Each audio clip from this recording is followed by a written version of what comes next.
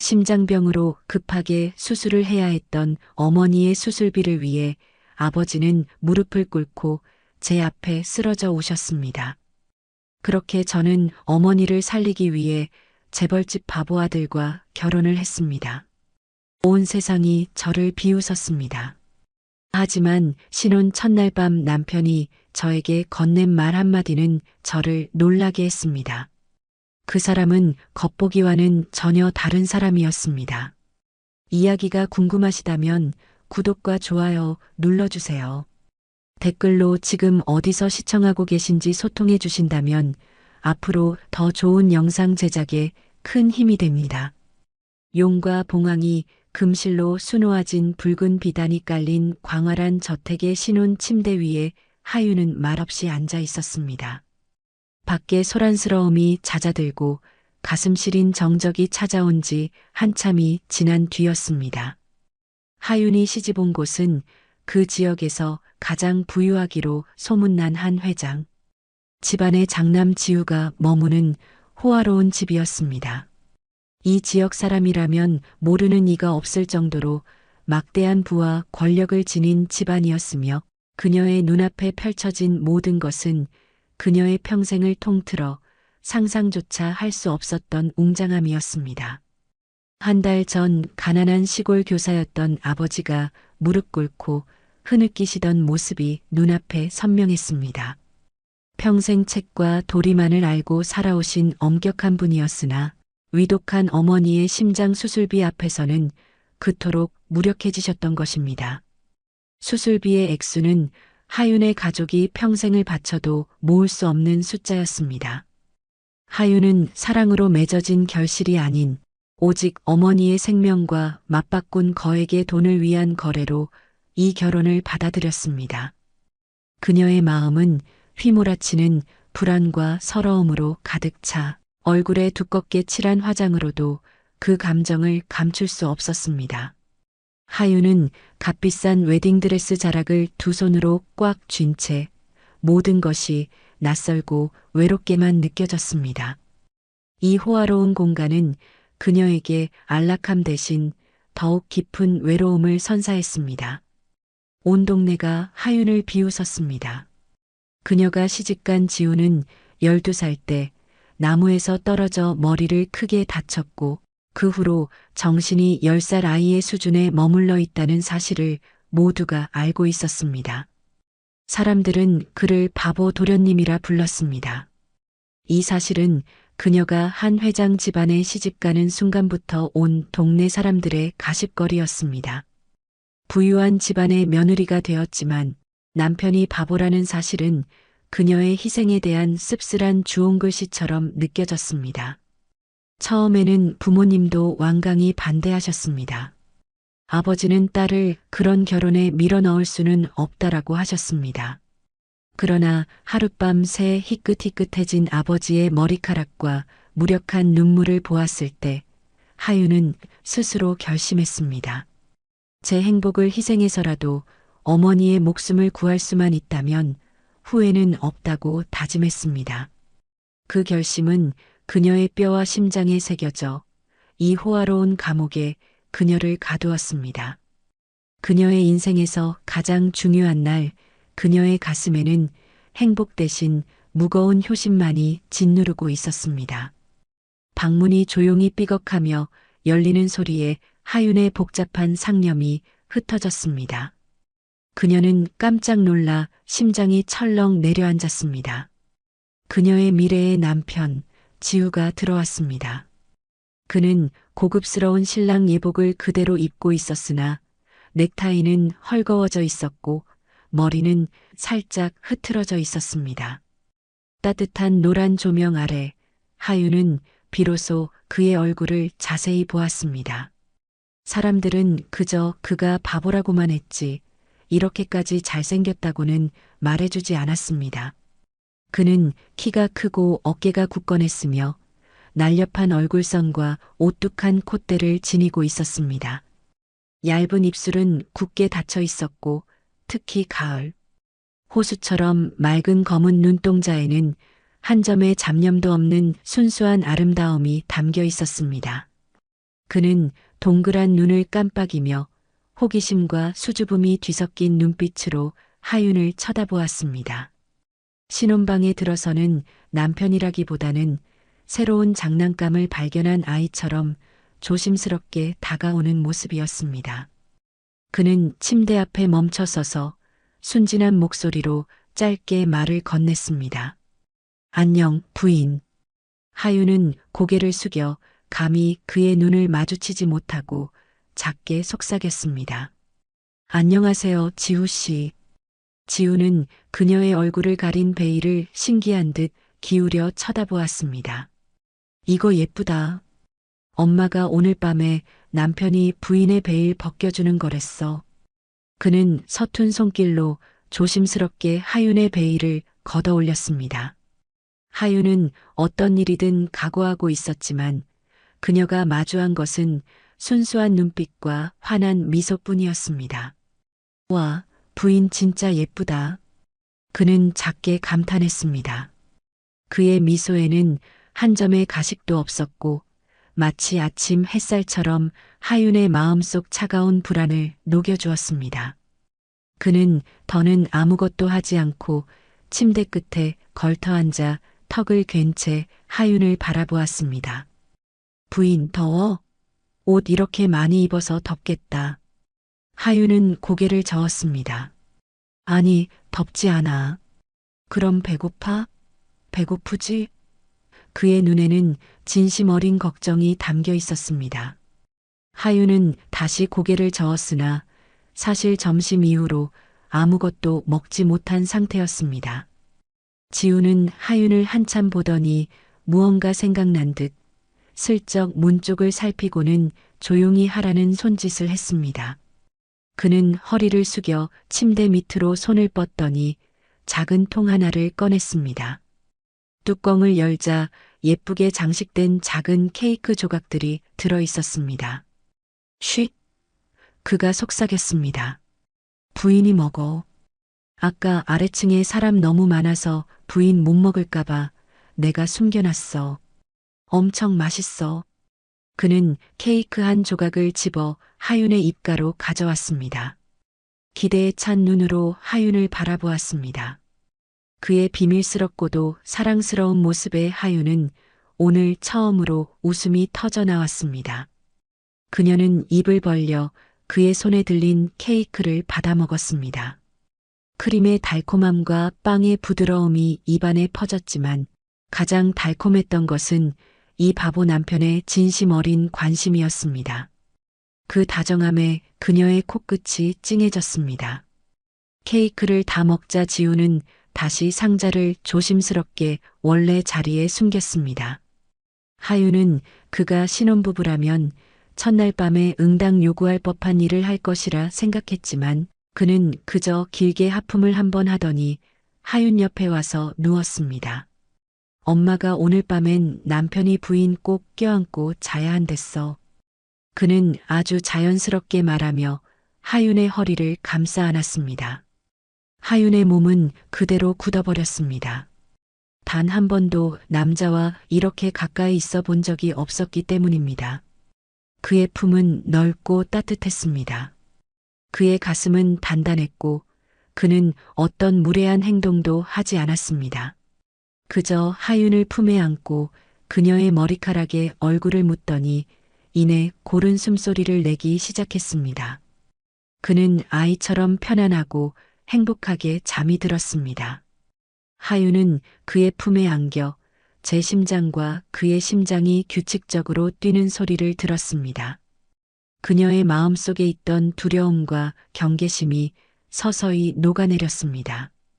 그 자리에는 연민과 고마움 그리고 차갑게 식어버렸던 그녀의 마음에 스며드는 작은 온기가 복잡하게 뒤섞였습니다. 하윤의 신혼 첫날 밤에는 촛불도 꽃도 뜨거운 사랑의 속삭임도 없었습니다. 오직 바보 남편과 숨겨둔 케이크 한 조각 그리고 진심 어린 포옹만이 있었습니다. 그런데 어째서인지 그녀는 이상할 만큼 평온함을 느꼈습니다. 하윤은 눈을 감고 어쩌면 앞으로의 삶이 생각만큼 끔찍하지만은 않을지도 모른다고 스스로를 다독였습니다. 그녀의 심장은 남편의 순수한 온기로 가득 채워져 그날 밤 처음으로 악몽을 꾸지 않고 깊은 잠에 들 수 있었습니다. 지우의 존재는 그녀를 불안하게 하기는커녕 이상하게도 안전하다는 느낌을 주었던 것입니다. 그녀는 그가 겉보기와는 전혀 다른 사람이라는 것을 깨달았습니다. 아침 햇살이 창을 통해 스며들어 하윤의 얼굴 위에서 장난스럽게 춤출 때 그녀는 비로소 잠에서 깨어났습니다. 살며시 몸을 움직이자 자신이 여전히 남편 지우의 품에 안겨 있다는 것을 깨달았습니다. 그는 긴 속눈썹을 살짝 떨며 얇은 입술을 조금 벌린 채 깊이 잠들어 있었습니다. 지금 그의 모습은 정말 평화롭고 무해해 보였습니다. 하윤은 그가 깨지 않도록 조심스럽게 그의 팔을 빼내고 침대에서 내려왔습니다. 어젯밤 그녀는 이 결혼을 승낙한 이후 처음으로 악몽을 꾸지 않은 깊은 잠을 잤습니다. 곁에 있는 지우의 존재는 그녀를 불안하게 하기는커녕 이상하게도 안전하다는 느낌을 주었습니다. 그녀는 지우가 다른 남자들과는 다르다는 것을 알았습니다. 그의 마음속에서 자신은 아마 새로 사귄 친구 혹은 엄마가 잘해주라고 신신당부한 소중한 사람일 뿐일지도 모른다고 생각했습니다. 갈아입을 옷을 찾고 있는데 노크 소리가 들렸습니다. 하윤은 급히 이불로 몸을 감싸고 물었습니다. 누구세요? 사모님, 저 은주예요. 도련님 전담 메이드입니다. 회장님께서 사모님 준비 도와드리라고 하셨어요. 하윤은 서둘러 문을 열었습니다. 그녀의 앞에는 하윤과 나이가 비슷해 보이는 동그란 얼굴에 반짝이는 눈과 친근한 미소를 가진 아가씨가 서 있었습니다. 은주는 다소곳한 분홍색 비단 한복을 들고 들어왔습니다. 회장님께서 오늘이 친척들께 처음 인사드리는 날이니 예의에 맞게 한복을 입는 것이 좋겠다고 하셨어요. 제가 옷 갈아입는 것과 머리 만지는 것을 도와드릴게요. 은주는 손재주가 좋고 눈치가 빨랐습니다. 그녀는 하윤이 한복을 입는 것을 돕고 머리를 단정하게 빗어 올려주었으며 부드러운 옆머리 몇 가닥만 남겨 얼굴선을 감싸게 했습니다. 일을 하면서 은주는 조심스럽게 한씨 집안 사람들의 습관에 대해 이야기해주고 하윤이 주의해야 할 점들을 알려주었습니다. 우리 도련님은 머리는 좀 모자라셔도 성품은 정말 착하세요, 사모님. 누구든 마음에 들면 정말 잘해주시거든요. 그냥 부드럽게 대해주시면 돼요. 은주가 작은 목소리로 말했습니다. 하윤은 고개를 끄덕이며 이 친절한 아가씨에게 마음속으로 고마움을 느꼈습니다. 하윤이 준비를 마쳤을 때 남편 지우도 막 잠에서 깼습니다. 그는 침대에서 벌떡 일어나 눈을 비비더니 하윤을 보고는 활짝 웃었습니다. 와, 부인 일어났네. 이 옷 입으니까 진짜 예쁘다. 그의 순진한 칭찬에 하윤의 뺨이 살짝 붉어졌습니다. 바로 그때 아마도 이 집의 집사장인 듯한 나이든 여성이 다른 메이드 몇 명과 함께 들어왔습니다. 그녀는 하윤에게 공손히 고개를 숙여 인사한 뒤 메이드들에게 방 청소를 시작하라는 신호를 보냈습니다.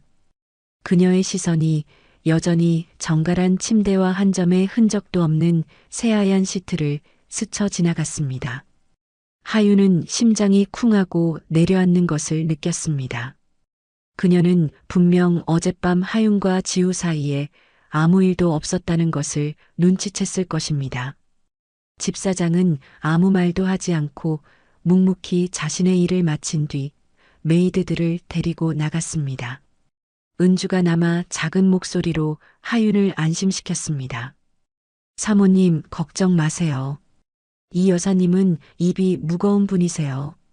게다가 회장님과 회장님, 사모님 모두 이해심이 깊으셔서 사모님을 탓하지 않으실 거예요. 하윤과 지우는 아래층으로 내려갔습니다. 저택은 이제 환한 빛으로 가득 차 그 웅장하고 화려한 모습을 더욱 뽐내고 있었습니다. 거실에는 시어머니 나연숙 여사와 지우의 할머니께서 이미 앉아 기다리고 계셨습니다. 나연숙 여사는 인자한 인상의 여성이었고 중년의 나이에도 여전히 우아한 아름다움을 간직하고 계셨습니다. 할머니께서는 머리가 새하얗게 새어 있었고 자단나무 안락 의자에 앉아 염주를 돌리시며 온화한 눈빛을 하고 계셨습니다. 하윤을 보자 시어머니 나연숙 여사가 미소를 지으며 일어나 하윤의 손을 잡았습니다. 하윤아, 일어났니? 어젯밤 잘 잤어? 하윤은 공손히 고개를 숙이며 대답했습니다. 네, 어머님. 잘 잤습니다. 할머니께서도 하윤을 보며 고개를 끄덕이셨습니다. 아이가 참 단정하고 착하게 생겼구나. 이리 와보렴. 할미 좀 보자. 하윤은 할머니께 다가갔습니다. 할머니께서는 주름지고 따뜻한 손으로 하윤의 손을 잡으셨습니다. 할머니께서는 하윤의 머리부터 발끝까지 훑어보셨지만 그 눈빛에는 날카로운 평가가 아닌 손주 며느리를 향한 애정만이 가득했습니다. 우리 집안이 복이 많아 너 같은 아이를 지우 짝으로 맞았구나. 그 애가 좀 모자라니 앞으로 내가 이 할미와 부모를 대신해 잘 좀 돌봐주렴.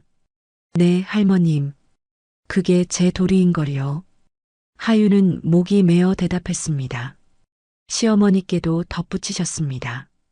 그래, 하윤아. 내가 이 집에 오면서 많은 것을 희생한 것 안다. 하지만 걱정 마라. 나와 온 식구가 내가 억울한 일 당하지 않도록 할게. 너와 지우의 일은 그저 자연스럽게 흘러가도록 두렴. 아무도 너희를 강요하지 않을 테니. 시어머니의 말씀은 따뜻한 물줄기처럼 하윤의 마음에 흘러들어 모든 걱정과 두려움을 씻어주었습니다. 그녀는 경멸과 의심 심지어 질책을 받을 각오까지 하고 있었습니다.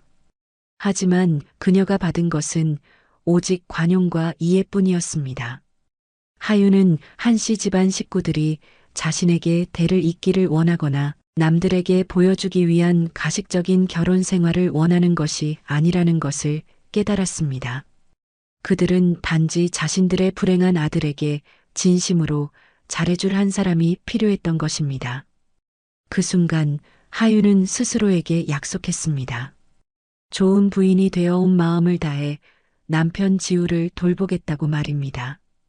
단지 은혜를 갚기 위해서가 아니라 그녀가 받은 이 친절함에 보답하기 위해서였습니다. 한씨 집안에서의 첫 아침 식사는 귀한 원목으로 만든 긴 식탁 위에 동서양의 온갖 요리가 정교하게 차려진 성대한 식사였습니다. 시아버지 한태영 회장은 위엄 있는 풍모에 과묵한 분이셨습니다. 식사 내내 그는 하윤의 가족과 어머니의 건강에 대해 몇 마디 물으신 후 조용히 식사만 하셨습니다.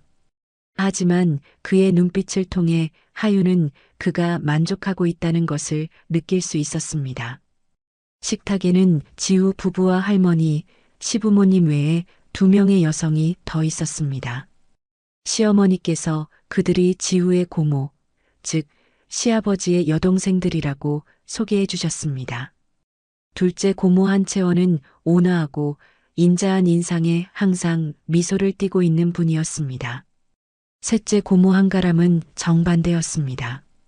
그녀는 날카로운 얼굴에 재빠르게 움직이는 눈, 그리고 누군가를 비꼬기 위해 항상 준비된 듯한 인매를 가지고 있었습니다.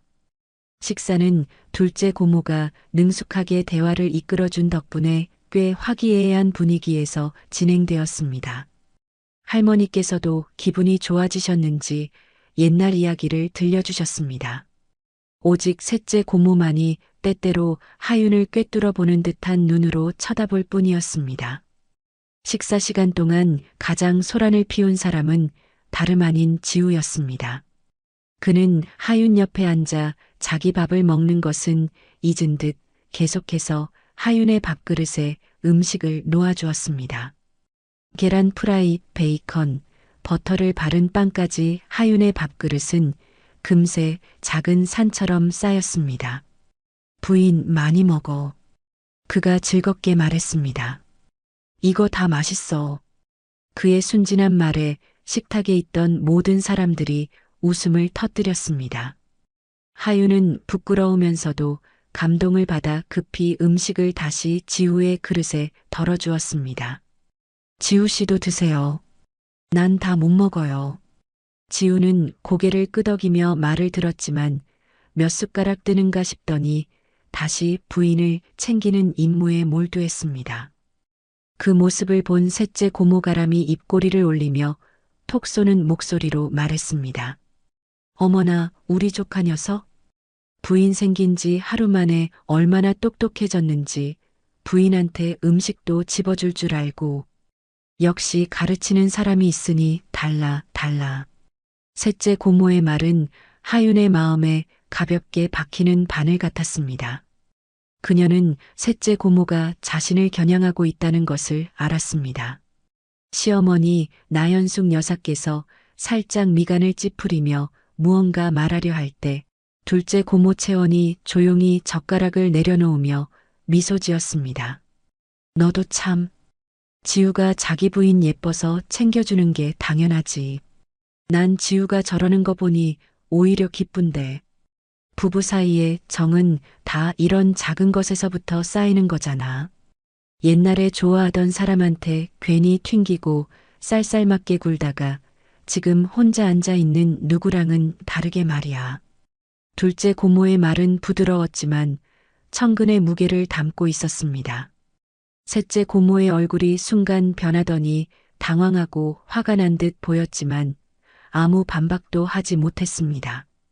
그녀는 둘째 고모를 쏘아본 뒤 씩씩거리며 음식을 집을 뿐 더는 아무 말도 하지 않았습니다. 이 일을 통해 하윤은 셋째 고모에게도 즐겁지 않은 과거가 있어 성격이 저렇게 가시돋치게 변했으리라 어렴풋이 짐작했습니다.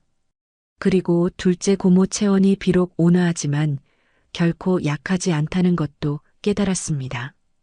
그녀는 항상 가장 현명한 방법으로 자신의 가족을 지킬 줄 아는 사람이었습니다.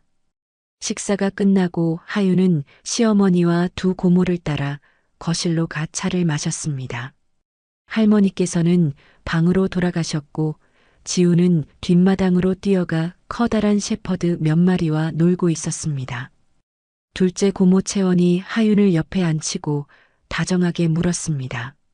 하윤아, 여기 지낼 만하니? 필요한 거 있으면 언제든 말하렴. 부끄러워 말고. 네, 고모님. 감사해요. 다들 제게 너무 잘해주세요. 하윤은 진심으로 대답했습니다. 맞은편에 앉은 셋째 고모가람이 차를 한 모금 마시고는 다시 입을 열었습니다. 이번에는 말투에서 비꼬는 기색이 조금은 줄어 있었습니다. 잘해주는 건 잘해주는 거고 이 집에서 사는 게 쉽지만은 않아. 미리 알아두라고 말해주는 거야. 우리 지우는 좀 모자라. 앞으로는 내가 모든 일을 짊어지고 챙겨야 할 거야. 힘들다고 울고불고 하지 말고. 비록 말은 여전히 껄끄러웠지만 하윤은 셋째. 고모의 마음 깊은 곳에는 아기가 없다는 것을 느낄 수 있었습니다. 어쩌면 그녀는 자신만의 방식으로 하윤에게 경고하고 시험하고 있는 것인지도 모릅니다. 시어머니 나연숙 여사께서 미소를 지으며 찻잔을 내려놓으셨습니다. 고모들도 참. 아이가 온 지 이제 하루 됐는데 차차 익숙해질 거야, 하윤아. 요즘 내 아버님 회사 일이 바빠서 나도 좀 도와야 한단다. 지우 돌보는 일은 온전히 너에게 맡겨야겠구나. 그냥 집에 있는 어린 남동생이라 생각하고 잘 가르치고 돌봐주렴. 네 말은 아주 잘 들을 게다. 하윤은 고개를 끄덕이며 정중하게 약속했습니다. 네, 어머님. 알겠습니다. 지우 씨, 잘 돌볼게요. 집안에 권력 있는 세 여성과 대화를 나누면서 하윤은 점차 거리감이 줄어드는 것을 느꼈습니다. 각자 성격은 달랐지만 그들 모두 따뜻한 마음을 가진 사람들이라고 믿었습니다. 하윤의 며느리로서의 삶에는 분명 어려움이 있을 것이고 특히 날카로운 셋째 고모와의 관계가 그럴 것이었습니다. 하지만 그녀는 자신이 진심으로 대한다면 모든 사람들에게 인정받고 사랑받을 수 있을 것이라고 믿었습니다. 한씨 집안에서의 하윤의 삶은 점차 궤도에 올랐습니다. 낮에는 집사장에게 집안 관리하는 법을 배우고 둘째 고모 채원에게는 꽃꽂이와 다도를 배웠습니다. 가끔은 셋째 고모가람의 날카로운 말을 견뎌야 했지만 하윤은 그저 미소로 넘겼습니다. 지우가 잠시 외출한 사이 고모들과 함께 시간을 보내면서 그녀는 한씨 집안의 생활 방식과 전통에 자연스럽게 적응했습니다. 특히 둘째 고모는 하윤을 친딸처럼 아끼며 많은 조언을 해주었고 덕분에 하윤은 외로움을 덜 수 있었습니다. 시어머니 나연숙 여사는 하윤에게 모든 일을 배우는데 조급해하지 말라며 격려해 주었습니다. 남는 시간에는 온전히 남편 지후와 함께했습니다. 하윤은 그와 함께 만화책을 보고 레고를 조립하고 저택의 넓은 정원을 산책했습니다. 지우는 순수하고 즐거운 백지와 같았습니다. 그의 곁에 있으면 경계할 필요도 손익을 따질 필요도 없었습니다. 하윤은 지우가 새로 사귄 친구에게 느끼는 듯한 애정을 느꼈습니다. 매일 저녁 식사 후 하윤은 생강과 소금을 넣은 따뜻한 물을 준비해 남편과 함께 족욕을 했습니다. 그것은 하윤의 어머니께서 가르쳐 주신 습관이었습니다. 그렇게 하면 혈액순환이 잘 되고 잠도 잘 온다고 하셨습니다. 그날 밤도 하윤은 여느 때처럼 대야를 들고 방으로 들어섰습니다. 지우는 침대에 앉아 슈퍼히어로 만화책에 푹 빠져 있었습니다. 하윤을 보자 그는 고개를 들고 눈을 반짝였습니다. 부인 왔다. 부인, 이것 봐. 헐크 엄청 세. 주먹 한 방에 자동차가 날아가. 하윤은 미소를 지으며 대야를 바닥에 내려놓았습니다. 지우 씨, 발 씻을 시간이에요. 지우는 아이처럼 입술을 삐죽 내밀며 투덜거렸습니다. 발 씻기 싫은데. 발 씻는 거 재미없어. 만화책 볼래? 안 돼요. 발 깨끗하게 씻고 자야죠. 부인 말 안 들을 거예요? 하윤은 일부러 엄한 표정을 지었습니다. 지우는 하윤을 보며 망설이는 듯 했습니다. 그는 하윤이 화내는 것을 무서워했습니다. 결국 그는 만화책을 내려놓고 얌전히 침대 끝에 앉았습니다. 하윤은 그의 앞에 무릎을 꿇고 부드럽게 양말을 벗겨 그의 발을 따뜻한 물에 담갔습니다. 그의 발은 크고 따뜻했습니다. 하윤은 손으로 발바닥부터 발가락까지 부드럽게 마사지해 주었습니다. 따뜻한 물에 그의 기분이 좋아진 듯 했습니다. 그는 조용히 앉아 맑은 눈으로 하윤을 빤히 쳐다보았습니다. 부인. 그가 조용히 불렀습니다. 네. 하윤이 고개를 들었습니다. 발 씻으니까 진짜 좋다. 그가 해해 웃었습니다. 따뜻해. 그의 말에 하윤의 마음도 덩달아 즐거워졌습니다. 그의 발을 씻기고 닦아준 후 하윤이 대야를 들고 물을 버리러 가려는데 지우가 갑자기 하윤의 손을 잡았습니다. 잠깐만, 부인. 무슨 일이에요? 그는 침대에서 내려와 하윤의 손에서 수건을 빼앗았습니다. 이번엔 내가 부인 발 씻어줄게. 하윤은 놀라고 당황스러웠습니다. 아니, 괜찮아요. 나 혼자 할 수 있어요. 안 돼. 지우는 단호했습니다. 엄마가 부부는 하나랬어. 부인이 나한테 해준 건 나도 부인한테 해줘야 해. 부인 앉아. 빨리. 그는 거절할 수 없도록 아주 진지한 표정으로 말했습니다. 하윤은 어쩔 수 없이 침대 끝에 앉았습니다. 지우는 하윤 앞에 무릎을 꿇고 하윤이 방금 했던 것을 그대로 따라했습니다. 그는 조심스럽게 하윤의 양말을 벗기고 천천히 하윤의 발을 물에 담갔습니다. 하지만 그의 손길은 하윤보다 훨씬 서툴렀습니다. 그는 마사지하는 법을 몰라 그저 물건을 닦듯이 하윤의 발을 문질렀습니다. 가끔은 힘을 너무 세게 줘서 간지러워서 하윤은 웃음이 터졌습니다. 부인, 왜 웃어? 그가 어리둥절하게 물었습니다. 아니, 너무 간지러워서요. 하윤이 웃으며 말하자 지우도 따라 웃었습니다. 그의 미소는 맑고 환했습니다. 그는 하윤의 발가락 하나하나를 정성껏 닦아준 뒤 고개를 들어 하윤을 바라보았습니다. 마치 아주 중요한 임무를 완수한 듯 자랑스러운 표정이었습니다. 다 됐다. 부인 발 깨끗해졌어. 향기나. 그의 그런 모습에 하윤은 참지 못하고 손을 뻗어 그의 머리를 쓰다듬었습니다. 지우 씨, 착하네요. 그는 하윤의 칭찬에 기분이 좋은지 눈이 안 보일 정도로 활짝 웃었습니다.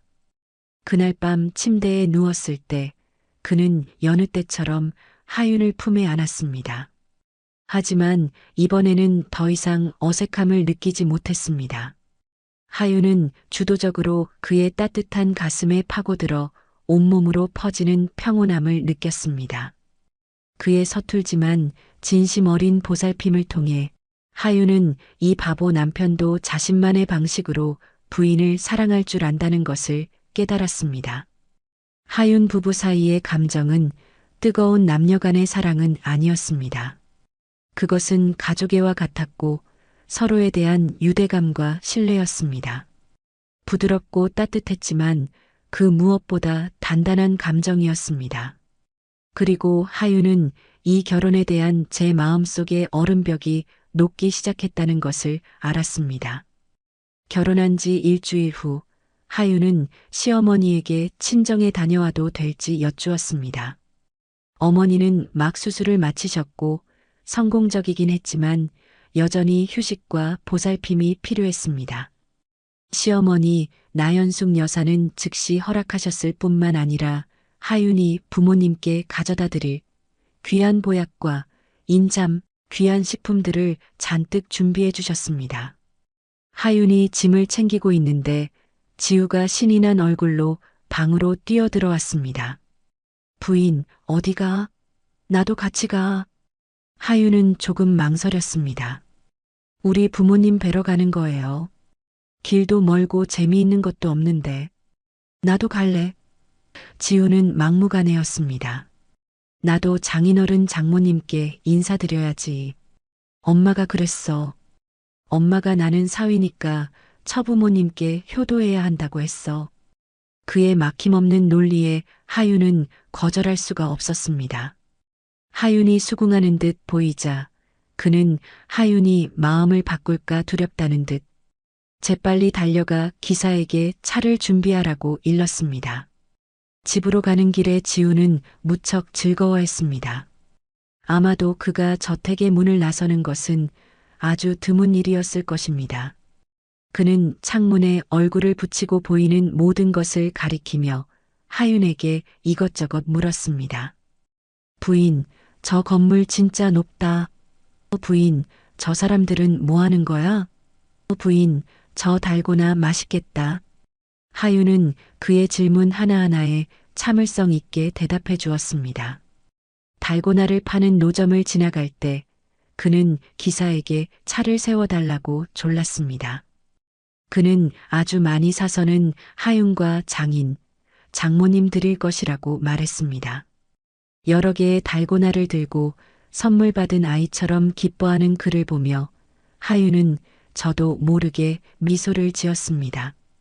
하윤의 작은 집은 조용한 골목 깊숙한 곳에 있었습니다. 고급 승용차가 문 앞에 멎자 온 동네 사람들이 구경하러 나왔습니다.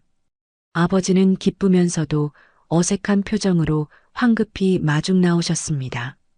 아버지를 보자마자 지우는 공손히 고개를 숙여 인사했습니다. 장인어른 안녕하세요. 아버지는 사위의 예의 바른 모습에 조금 놀라신 듯 서둘러 그를 일으켜 세우셨습니다. 한서방. 어서 들어오게. 집에 들어서자 어머니께서 대나무 의자에 앉아 기다리고 계셨습니다. 어머니의 얼굴은 전보다 훨씬 혈색이 좋고 건강해 보이셨습니다. 하윤의 마음속에는 시댁에 대한 무한한 감사가 차올랐습니다. 엄마. 하윤은 달려가 어머니를 와락 안았습니다. 우리 딸 왔구나. 어머니는 하윤의 머리를 쓰다듬으며 목맨 소리로 말씀하셨습니다. 지우도 뒤따라 달려와 달고나 몇 개를 어머니 앞에 내밀었습니다. 장모님 안녕하세요. 장모님 드리려고 사탕 샀어요. 이거 진짜 달아요. 그의 순진한 행동에 아버지와 어머니 모두 웃음을 터뜨리셨습니다. 처음에 어색했던 분위기는 모두 사라졌습니다. 어머니는 지우의 손을 잡고 옆에 앉히신 뒤 다정하게 안부를 물으셨습니다. 부모님께서는 그가 정상이 아니라는 것을 아시면서도 사위를 대하는 부모의 진심 어린 존중으로 그를 대해주셨습니다. 점심때 하윤과 어머니가 부엌에서 밥을 짓는 동안 아버지는 거실에서 장기판을 꺼내 지우에게 한 수 두자고 하셨습니다. 아버지는 동네에서 알아주는 장기 고수였습니다. 아버지는 지우가 심심하지 않도록 그저 재미로 장기를 가르쳐주는 것이라 생각하셨습니다. 그런데 잠시 후 하윤은 아버지의 놀라움에 찬 외침을 들었습니다. 이 녀석 장기 두는 수가 보통이 아니네. 하윤과 어머니는 서로를 쳐다보며 급히 거실로 달려갔습니다. 장기판 위에서 아버지의 군사들은 지우의 군사들에게 포위되어 꼼짝 못하는 상황에 처해 있었습니다. 아버지의 이마에는 땀이 송골송골 맺혀 있었고 깊은 생각에 잠겨 계셨습니다. 반면 지우는 태연한 얼굴로 앉아 가끔 사탕을 입에 넣고 빨 뿐이었습니다. 장기는 아버지의 패배로 끝났습니다. 아버지는 믿을 수 없다는 눈으로 지우를 쳐다보셨습니다. 한 판 더 두자. 아버지는 불복하는 듯 말씀하셨습니다. 두 번째 판, 그리고 세 번째 판의 결과도 달라지지 않았습니다. 아버지는 연달아 패하셨습니다. 놀러왔던 이웃 아저씨들도 그 광경을 보고 모여들었습니다. 모두가 놀라며 감탄했습니다. 그들은 바보라고 알려진 사람이 아버지 같은 장기 고수를 그렇게 쉽게 이겼다는 것을 믿을 수 없어 했습니다. 지우는 승패에 관심이 없는 듯 했습니다. 장기가 끝나자 그는 다시 하윤을 찾아와 방금 자신이 사온 달고나를 맛있게 먹었습니다. 그를 보며 하윤은 깊은 생각에 잠겼습니다. 어쩌면 과거의 사고가 그의 소통 능력과 세상에 대한 인식에는 영향을 미쳤을지 모르지만 그의 내면에 잠재된 지능까지 빼앗아가지는 못했던 것입니다. 그는 마치 먼지에 덮인 귀한 보석과 같았습니다. 그리고 어쩌면 하윤은 그 먼지를 닦아내어 보석을 다시 빛나게 할 임무를 운명으로부터 부여받은 사람일지도 모른다고 생각했습니다. 하윤의 집에서 따뜻한 저녁 식사를 마친 후 지우는 밖에 나가 산책하자고 졸랐습니다. 그는 시골의 밤 풍경을 보고 싶다고 했습니다. 그의 소원을 들어주기 위해 하윤은 부모님께 허락을 받고 그와 함께 익숙한 시골길을 걸었습니다. 시골의 공기는 도시와는 정말 달랐습니다. 시끄러운 차 소리 대신 덤불 속에서 귀뚜라미 우는 소리만 들려왔습니다. 나무숲 사이로 바람이 스치는 소리가 났습니다. 지우는 무척 즐거워했습니다. 그는 강아지처럼 뛰어다니다가 멈춰서서 반짝이는 반딧불이나 하늘의 밝은 별을 가리키며 하윤에게 보여주었습니다. 마을 입구의 작은 가게에 이르렀을 때 하윤 부부는 안타까운 광경을 목격했습니다. 남루한 옷차림에 초췌한 얼굴을 한 여인이 파리하고 마른 아이를 안고 길가에 앉아 울고 있었습니다. 그녀는 남편이 중병에 걸렸고 아이는 먹을 젖이 없다고 하소연했습니다. 다른 고장에서 친척을 찾아왔지만 만나지 못했고 지금은 주머니에 돈 한 푼 없다고 했습니다. 그 말을 들은 지우는 걸음을 멈췄습니다. 그는 연민 가득한 눈으로 여인과 아이를 바라보았습니다. 그는 조금도 망설이지 않고 다가가 그녀 앞에 쭈그리고 앉았습니다. 아주머니, 울지 마세요. 저 돈 많아요. 그러고는 주머니에서 두툼한 지갑을 꺼냈습니다. 그것은 시어머니 나현숙 여사께서 하윤에게 쓰라고 주신 돈이었지만 지우가 남편이 돈을 관리해야 한다며 자신이 갖겠다고 고집을 부렸던 돈이었습니다. 그는 지갑을 열어 고액권 수표 한 뭉치를 모두 꺼내 그 여인에게 주었습니다. 아마 몇백만 원은 좋게 될 금액이었습니다. 내가 다 드릴게요. 아주머니, 이거 받아서 아기 우유도 사주고 남편분 약도 사세요. 여인은 고개를 들었고 돈다발을 보자 두 눈이 번뜩였습니다. 그녀는 황급히 돈을 움켜쥐고는 연신 지우에게 감사하다고 했습니다. 정말 감사합니다. 은혜 잊지 않을게요. 말을 마친 그녀는 서둘러 아이를 안고 일어나 마을 끝으로 빠르게 걸어가 어둠 속으로 사라졌습니다. 하윤은 이 모든 상황을 지켜보며 마음속에 불길한 예감이 피어오르는 것을 느꼈습니다. 무언가 잘못되었다는 직감이 들었습니다. 지우의 얼굴은 방금 좋은 일을 했다는 기쁨으로 여전히 환했습니다. 그는 하윤에게 자랑했습니다. 부인 봐. 내가 불쌍한 사람 도와줬어. 하윤은 그를 보며 그의 기분을 망치고 싶지는 않았지만 자신의 의심을 말해야만 했습니다. 지우 씨, 난 그 사람들이 나쁜 사람 같아서 걱정돼요. 지우 씨의 착한 마음을 속인 걸지도 몰라요. 지우는 어리둥절했습니다. 속였다니? 그 사람들은 정말 불쌍했잖아. 아기가 우는 거 못 봤어? 하지만 돈을 너무 많이 줬잖아요. 혹시? 하윤의 말이 채 끝나기도 전에 그녀는 길 끝에서 들려오는 웃음소리를 들었습니다. 그 여인이 사라졌던 바로 그곳이었습니다. 호기심에 하윤은 지우의 손을 잡고 조심스럽게 그쪽으로 다가갔습니다. 담벼락 뒤에 숨어 밖을 내다본 하윤은 그대로 얼어붙었습니다. 방금 전 남루한 옷차림의 여인이 험상궂게 생긴 두 남자와 함께 서 있었습니다. 아이는 더 이상 울지 않고 한 남자의 품에 안겨 있었는데 아주 건강해 보였습니다. 오늘 대박 터졌네. 한 남자가 지우가 방금 준 돈다발을 손에 들고 말했습니다. 소문대로 멍청한 도련님이네. 생각도 안 하고 돈을 주잖아. 여자는 날카롭게 웃었습니다. 그 멍청한 얼굴을 보니 속이기 쉽겠더라고. 오늘 밤 우리 제대로 한잔하자고. 그들은 하윤 부부가 바로 근처에 있다는 사실도 모른 채 즐겁게 웃고 떠들었습니다. 하윤의 속에서 피가 거꾸로 솟았습니다. 돈을 잃어서가 아니라 남편 지우의 순수한 선의가 이렇게 뻔뻔하게 짓밟히고 이용당했다는 사실에 분노했습니다. 감정을 억누르지 못하고 하윤은 지우에게 쏘아붙였습니다. 꺼봐요. 내가 말했잖아요. 그 사람들 사기꾼이라고요. 이 바보. 말이 입에서 떨어지자마자 하윤은 곧바로 후회했습니다. 그녀는 지우의 어깨가 떨리는 것을 보았습니다. 그는 고개를 푹 숙인 채 아무 말도 하지 않았습니다. 하윤은 바보라는 두 글자가 그에게 상처를 주었다는 것을 알았습니다. 그것은 다른 사람들이 그를 비웃을 때 쓰는 말이었지만 자신의 부인 입에서 직접 듣게 될 줄은 몰랐을 겁니다. 지우 씨, 미안해요.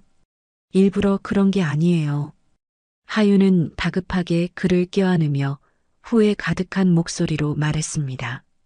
지우는 여전히 침묵했습니다. 그가 고개를 들어 하윤을 바라보았을 때 맑았던 그의 눈에는 이제 눈물이 고여 있었습니다. 그는 울지는 않았지만 그의 서운하고 상처받은 표정은 하윤의 마음을 칼로 베는 것보다 더 아프게 했습니다. 그는 사기가 무엇인지 이해하지 못했습니다. 그는 단지 자신이 옳다고 생각하는 일을 했을 뿐인데 그가 가장 믿고 사랑하는 부인에게 바보라고 꾸짖음을 당한 것입니다. 하윤은 그를 꼭 껴안고 그의 넓은 등을 토닥였습니다. 미안해. 내가 잘못했어. 지우 씨는 바보가 아니에요. 세상에서 가장 착한 사람이에요. 그 사람들이 나쁜 거지 당신 잘못이 아니에요. 미안해요. 하윤은 그를 계속해서 달랬습니다. 한참 후에야 그는 조용히 고개를 끄덕였지만 여전히 아무 말도 하지 않았습니다. 풀이 죽어 있는 그의 모습을 보니 하윤의 마음은 안쓰러우면서도 화가 났습니다. 저 비양심적인 사람들에게 화가 났고 그의 순수한 마음에 상처를 준 자기 자신에게도 화가 났습니다. 다음 날 아침 하윤과 지우는 한 회장 집안으로 돌아갈 준비를 했습니다. 어제의 억울함은 여전히 하윤의 마음속에 남아 있었습니다. 돈이 아까워서가 아니라 남편의 순수한 선의가 그렇게 이용당하고 짓밟히는 것을 참을 수 없었기 때문이었습니다. 하윤은 그를 위해 정의를 되찾기로 결심했습니다. 떠나기 전 하윤은 지우에게 단호하게 말했습니다. 지우 씨, 오늘 우리 돈 찾으러 가요. 그 돈은 지우 씨 돈이니까 나쁜 사람들이 갖게 둘 수 없어요. 지우는 어제의 일로 여전히 충격이 남은 듯 어리둥절하게 하윤을 쳐다보았습니다. 하지만 부인이 그 사람들 나쁜 사람이라고 했잖아. 만나면 위험하지 않아? 괜찮아. 내가 있잖아. 우리는 그냥 우리 것을 되찾으려는 것뿐이에요. 하윤은 그의 눈을 똑바로 보며 단호하게 말했습니다. 지우는 하윤을 한참 보더니 조용히 고개를 끄덕였습니다. 하윤은 그를 데리고 읍내 시장으로 갔습니다. 그 사기꾼들이 훔친 돈을 쓰기 위해 올 것이라고 짐작했던 곳이었습니다. 역시나 한 바퀴 돌자마자 그들을 발견했습니다. 어제 그 여자는 새 옷으로 갈아입고 두 남자와 함께 식당에 앉아 비싼 음식들을 잔뜩 시켜놓고 있었습니다. 하윤은 심호흡을 하고 용기를 내어 지우의 손을 잡고 그들의 테이블로 똑바로 걸어갔습니다. 안녕하세요. 식사 맛있게 하시네요. 하윤은 최대한 침착하게 말했습니다. 세 사람은 고개를 들었고 하윤 부부를 보자 순간 당황했지만 이내 거만한 표정을 되찾았습니다. 당신 누구요? 우린 당신 모르는데. 어제 돈을 받았던 남자가 말했습니다. 모른다고요? 그럼 지금 쓰고 계신 이 돈도 모르는 돈이겠네요. 하윤은 그 남자의 지갑을 똑바로 가리켰습니다. 그 돈은 제 남편 돈이에요. 당신들은 아기를 이용해서 제 남편의 선의를 속였어요. 이제 그 돈 우리에게 돌려주시죠. 그 남자는 비웃으며 자리에서 일어났습니다. 그는 하윤보다 머리 하나는 더 컸고 몸집도 우람했습니다. 이 아가씨 말하는 게 재밌네. 이 돈은 저 친구가 자발적으로 준 거지. 누가 속였다는 거야? 안 그래, 동생? 그는 지우를 돌아보며 비웃음 가득한 눈짓을 했습니다. 지우는 겁을 먹고 하윤의 등 뒤로 숨었습니다. 어려운 사람에게 자발적으로 주는 거지 당신들 같은 사기꾼들에게 주는 게 아니에요. 돈 돌려줘요. 하윤은 한 발짝도 물러서지 않았습니다. 이게 진짜 보자 하니까 남자가 으르렁거렸습니다. 돈 갖고 싶다고? 이리 와, 오빠가 줄게. 그러고는 갑자기 손을 뻗어 하윤을 희롱하려 했습니다.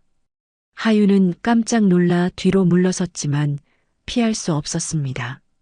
그의 더러운 손이 하윤의 몸에 닿으려 할 때 갑자기 검은 그림자가 튀어나왔습니다. 지우였습니다. 어디서 그런 용기가 났는지 그는 온 힘을 다해 그 남자를 밀쳤습니다. 남자는 갑작스러운 공격에 비틀거리며 바닥에 나뒹굴었습니다. 나머지 두 사람도 그 모습을 보고 벌떡 일어나 지우에게 달려들려 했습니다. 그 혼란스러운 순간 하윤은 본능적으로 행동했습니다. 그녀는 넘어진 남자의 손에서 지갑을 낚아챈 뒤 망설임 없이 손을 휘둘러 그의 뺨을 세게 내리쳤습니다. 짝! 그 소리에 주변의 모든 사람들이 얼어붙었습니다. 남자는 뺨을 감싸 쥐고 분노에 차 소리쳤습니다. 이게 감히 날 쳐? 저것들 잡아. 하윤은 그들에게 기회를 주지 않았습니다. 하윤은 지우의 손을 꽉 잡고 소리쳤습니다. 지우 씨, 뛰어요. 하윤 부부는 시장을 빠져나와 정신없이 달렸습니다. 등 뒤로는 사기꾼들의 욕설과 사람들의 호기심 어린 시선이 쏟아졌습니다. 하윤 부부는 집까지 멈추지 않고 계속 달렸습니다. 문을 쾅 닫고 나서야 하윤과 지우는 벽에 등을 기댄 채 거친 숨을 몰아쉬었습니다. 하윤의 심장은 여전히 쿵쾅거렸습니다. 하윤의 평생 이렇게 무모하고 난폭한 짓을 해본 것은 처음이었습니다. 하지만 옆에 있는 지우를 보니 그는 조금 겁을 먹은 듯 했지만 눈에는 자부심이 빛나고 있었습니다. 그리고 가장 중요한 것은 지갑이 하윤의 손에 안전하게 있다는 것이었습니다. 지우가 하윤을 보더니 갑자기 웃음을 터뜨렸습니다. 부인 진짜 대단하다. 부인이 나쁜 사람들 혼주를 내줬어. 그가 다시 즐겁게 웃는 모습을 보니 하윤의 마음도 한결 가벼워졌습니다. 하윤은 그의 앞에 지갑을 들어 보이며 미소 지었습니다. 거 봐요. 내가 말했잖아요. 우리가 정의를 되찾았다고요. 그는 고개를 끄덕였습니다. 하윤을 바라보는 그의 눈빛은 존경과 신뢰로 가득했습니다. 그 순간 하윤은 자신이 단지 그의 부인이자 그를 돌보는 사람이 아니라 그를 지키는 사람, 세상의 추악함으로부터 그의 순수하고 선한 마음을 지키는 사람이라는 것을 깨달았습니다. 그리고 하윤은 어떤 대가를 치르더라도 기꺼이 그렇게 할 것이었습니다. 하윤 부부가 읍내 시장에서 소란을 피운 일은 금세 시어머니 나현숙 여사의 귀에 들어갔습니다. 한 회장 집안의 고급차와 지우의 신부는 사람들이 알아보고 이야기하기에 너무 쉬운 표적이었습니다.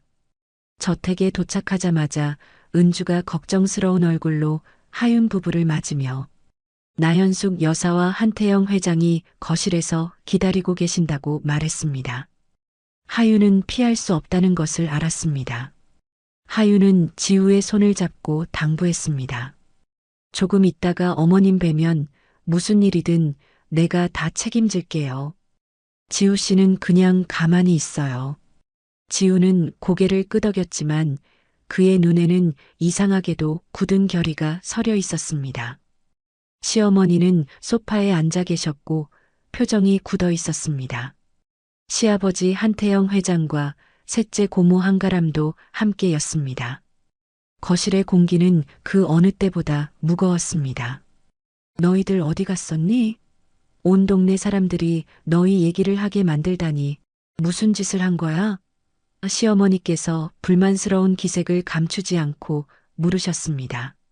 하윤이 고개를 숙이고 잘못을 인정하려 할 때 지우가 갑자기 하윤 앞으로 한 걸음 나섰습니다. 어머니, 제 잘못입니다. 방 안의 모든 사람들이 놀랐습니다. 지우가 이렇게 또렷하게 자신의 잘못을 인정한 것은 처음이었습니다. 시어머니께서 그를 보며 목소리를 조금 누그러뜨리셨습니다. 지우야, 무슨 일이 있었는지 엄마한테 말해보렴. 그리고 모두가 놀란 가운데 지우는 모든 이야기를 털어놓기 시작했습니다. 그는 천천히, 때로는 조금 더듬거리면서도 놀랍도록 명확하고 논리적으로 이야기했습니다. 그는 어떻게 불쌍한 여인에게 돈을 주게 되었는지, 그리고 자신이 속았다는 사실을 알고 얼마나 마음 아팠는지에 대해 말했습니다. 그는 부인이 용감하게 돈을 되찾으러 갔고 자신이 나쁜 놈으로부터 부인을 지켰다고 말했습니다. 어머니, 지우가 고개를 들어 시어머니를 보았습니다. 그의 맑은 눈에는 조금의 두려움도 없었습니다. 어머니께서 밖에 나가서 모르는 사람에게 돈 주지 말라고 하신 거 알아요. 하지만 그때 아기가 우는 걸 보니 너무 불쌍했어요. 어려운 사람을 돕는 건 잘못된 일이 아니라고 생각했어요. 그는 잠시 멈췄다가 더 단호한 목소리로 말을 이었습니다. 부인이 사기당한 돈을 되찾으러 간 것도 잘못이 아니라고 생각해요. 우리 돈인데 왜 나쁜 사람들이 갖게 둬요? 그리고 그 남자가 부인을 때리려고 했을 때 제가 막았어요. 어머니는 늘 남자는 자기 여자를 지켜야 한다고 가르치셨잖아요. 그건 더더욱 잘못이 아니라고 생각해요.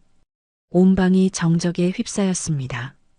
하윤, 시아버지, 시어머니, 그리고 셋째 고모까지 모두 지우의 말에 할 말을 잃었습니다. 그것은 아이의 말이 아니라 논리와 감정이 잘 엮인 탄탄한 변론이었습니다. 지우는 고개를 숙이며 작은 목소리로 말했습니다.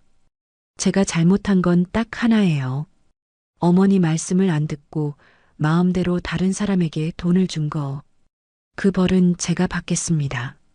말을 마친 그는 조용히 방구석으로 가 스스로 벽을 보고 섰습니다. 시어머니는 멍하니 앉아 계셨고 하윤은 그녀의 눈가가 붉어지는 것을 보았습니다. 그녀는 화가 나면서도 안쓰럽고 아마도 아들이 자랑스러웠을 것입니다. 늘 위험 있고 과묵하시던 시아버지 한태영 회장도 조용히 고개를 끄덕이셨고 그의 눈에는 만족스러운 기색이 역력했습니다. 심지어 늘 까다롭던 셋째 고모 한가람조차 아무 말도 하지 못했습니다. 그녀는 지우의 뒷모습과 하윤을 번갈아 보았고 그 눈빛은 더 이상 이전처럼 날카롭지 않고 복잡해 보였습니다. 시어머니께서 일어나 지우에게 다가가셨습니다. 그녀는 그를 꾸짖지 않고 그저 아들의 머리를 부드럽게 쓰다듬었습니다. 그녀는 사랑이 가득 담긴 목소리로 말했습니다. 네 말이 맞아. 넌 아무것도 잘못하지 않았어. 다만 다음부터는 누구를 돕고 싶을 때 먼저 내 부인한테 물어봐야 한다. 알았지? 벽을 보고 서 있던 지우가 작은 목소리로 대답했습니다. 네. 됐다. 벌 안 받아도 돼. 이리 와서 다친 데는 없는지 엄마 좀 보자. 지우는 신이 나서 어머니 곁으로 달려왔습니다. 시어머니 나연숙 여사는 하윤을 돌아보셨습니다. 그녀의 눈빛은 감사와 신뢰로 가득했습니다. 하윤아, 고맙다. 지우 곁에 있어주고 지켜줘서. 하윤은 목이 메어 고개를 저었습니다. 아니에요, 어머님. 제가 해야 할 일인걸요. 오히려 지우 씨가 저를 지켜줬어요. 그날 밤 하윤은 잠을 이룰 수 없었습니다. 지우의 변론이 그녀의 머릿속에서 계속 맴돌았습니다. 그는 바보가 아니었습니다. 절대로 바보가 아니었습니다. 그는 선한 마음과 자신만의 논리 그리고 옳고 그름을 명확히 구분할 줄 아는 능력을 가지고 있었습니다. 그는 마치 자신만의 세계에 갇힌 천재와 같았습니다. 그리고 하윤은 그의 곁에서의 삶이 희생이 아니라 놀라움과 즐거움으로 가득한 발견의 여정이라는 것을 점점 더 깨닫고 있었습니다. 그녀는 그의 부인이 된 것이 정말 행운이라고 느꼈습니다. 하윤의 삶은 그렇게 평온하게 한 달 가까이 흘러갔습니다. 하윤과 지우의 감정은 점점 더 깊어졌습니다. 그는 하윤을 졸졸 따라다녔고 하윤 역시 그의 존재에 익숙해졌습니다. 한 회장 집안 식구들도 하윤을 더욱 잘 대해 주었습니다.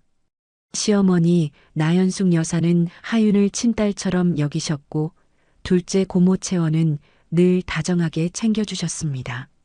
셋째 고모 가람은 여전히 말은 날카로웠지만 행동으로는 하윤을 받아들이고 아끼는 마음을 보여주었습니다.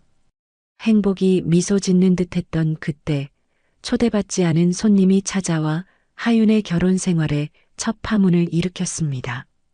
주말 오후 온 가족이 거실에 모여 있는데 차 한 대가 대문 앞에 멈춰 섰습니다.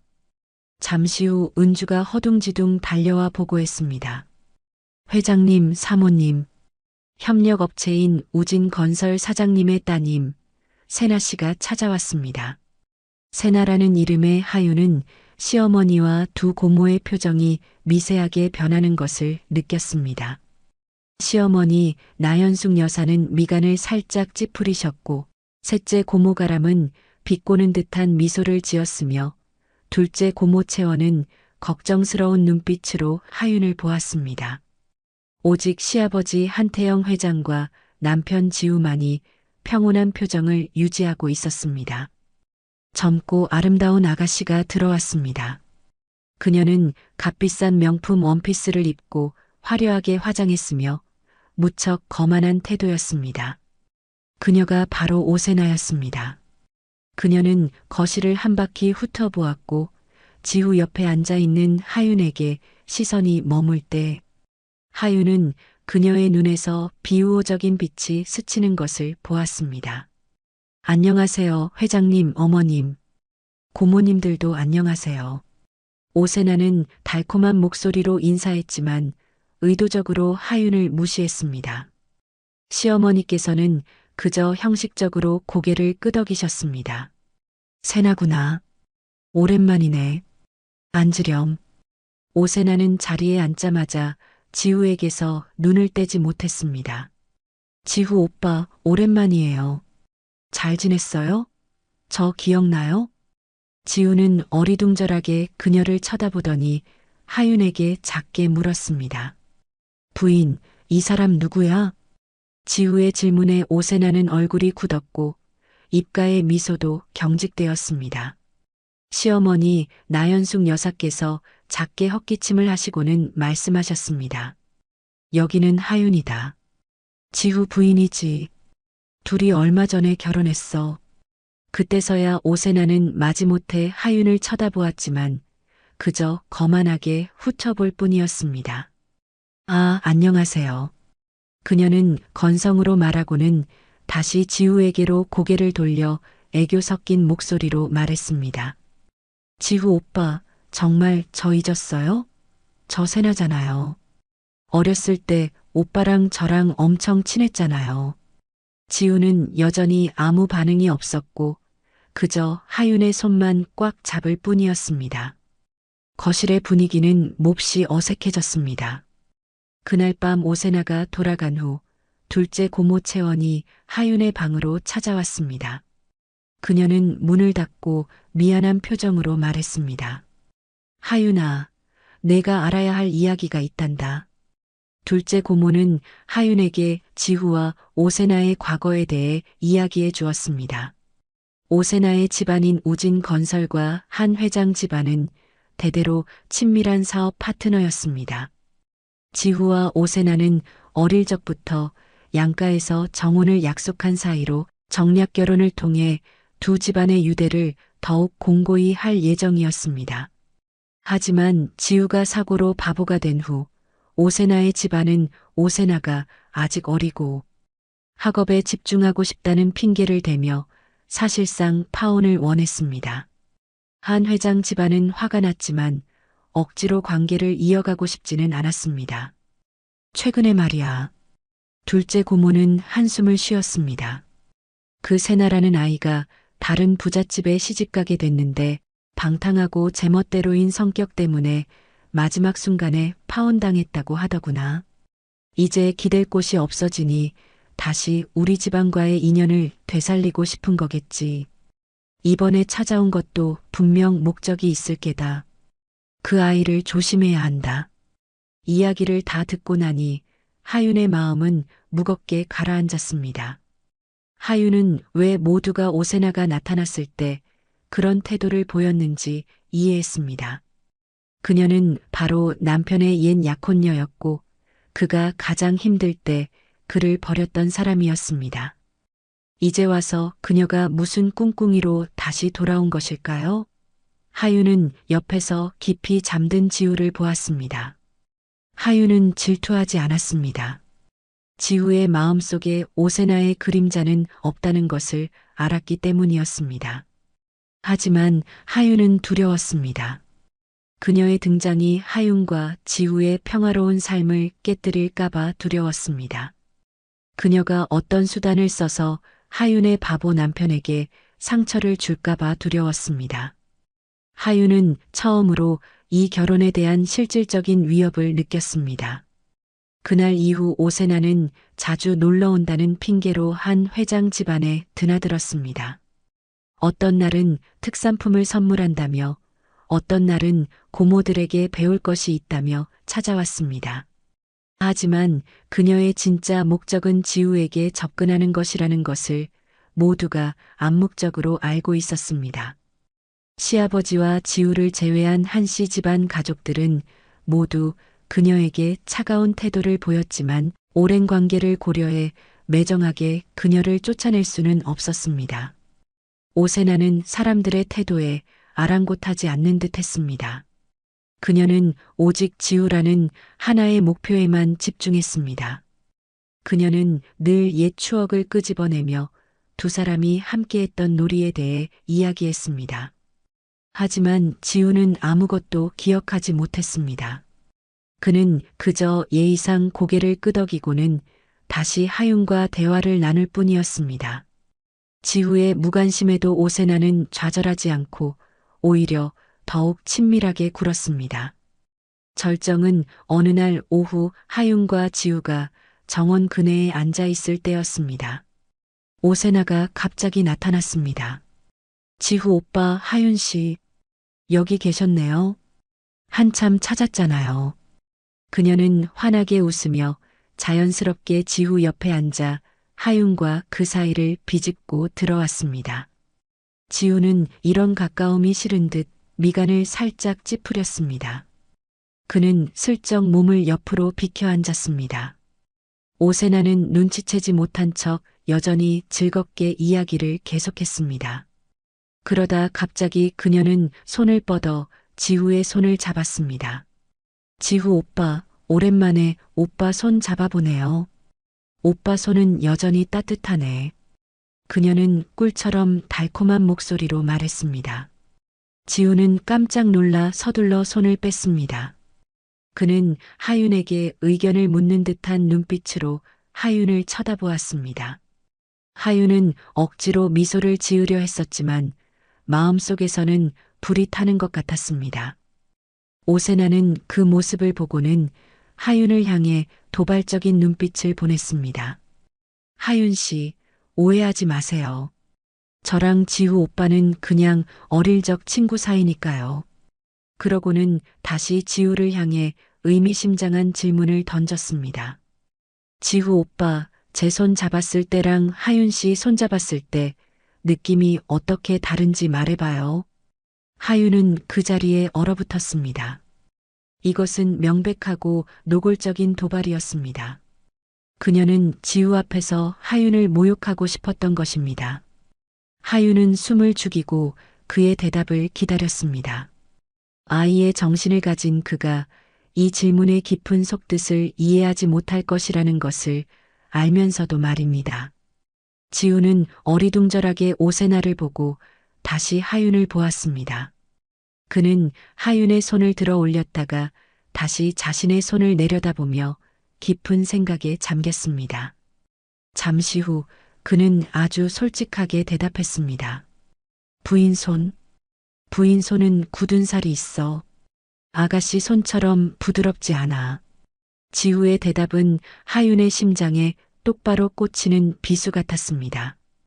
하윤은 그에게 아기가 없다는 것을 알았습니다. 그는 단지 사실을 말하고 있었을 뿐이었습니다.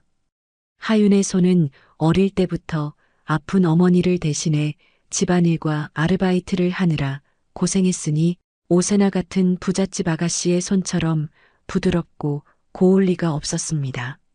하지만 하윤이 온 마음을 다해 돌보는 남편의 입에서 그 말을 듣자 하윤은 깊은 자괴감과 상처를 느끼지 않을 수 없었습니다. 하윤은 오세나 옆에 앉아 있는 자신이 너무나 작고 촌스럽고 못나게 느껴졌습니다. 오세나는 지우의 대답을 듣고는 매우 흡족해 했습니다. 그녀는 승리자의 눈빛으로 하윤을 쳐다보며 입꼬리를 비웃음으로 끌어올렸습니다. 봐봐요.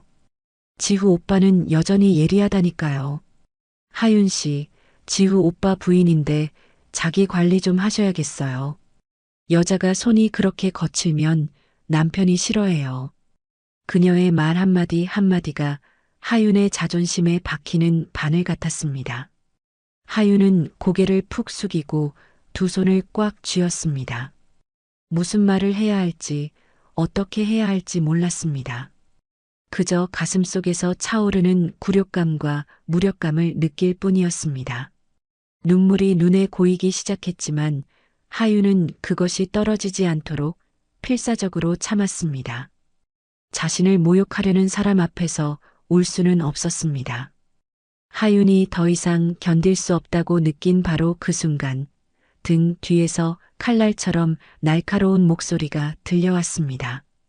버려진 쓰레기가 감히 진짜 금이랑 비교를 해. 하윤 부부와 오세나 모두 깜짝 놀라 고개를 돌렸습니다. 셋째 고모 한가람이었습니다. 그녀가 언제부터 거기에 서서 얼마나 들었는지 알 수 없었습니다. 그녀의 얼굴은 얼음처럼 차가웠고 날카로운 눈은 오세나를 똑바로 쏘아보고 있었습니다. 오세나는 얼굴이 살짝 창백해졌지만 애써 반박했습니다. 고모님, 지금 누구 보고 쓰레기라고 하시는 거예요? 누군지는 본인이 제일 잘 알겠지. 셋째 고모는 팔짱을 끼고 다가왔습니다. 내가 방금 내 조카한테 내 손이랑 제 부인 손잡는 느낌이 어떻게 다르냐고 물었지. 내가 대신 대답해주마. 셋째 고모는 하윤의 손을 내려다보고 다시 오세나를 보았습니다. 하윤이 손에는 굳은 살이 있어. 맞아.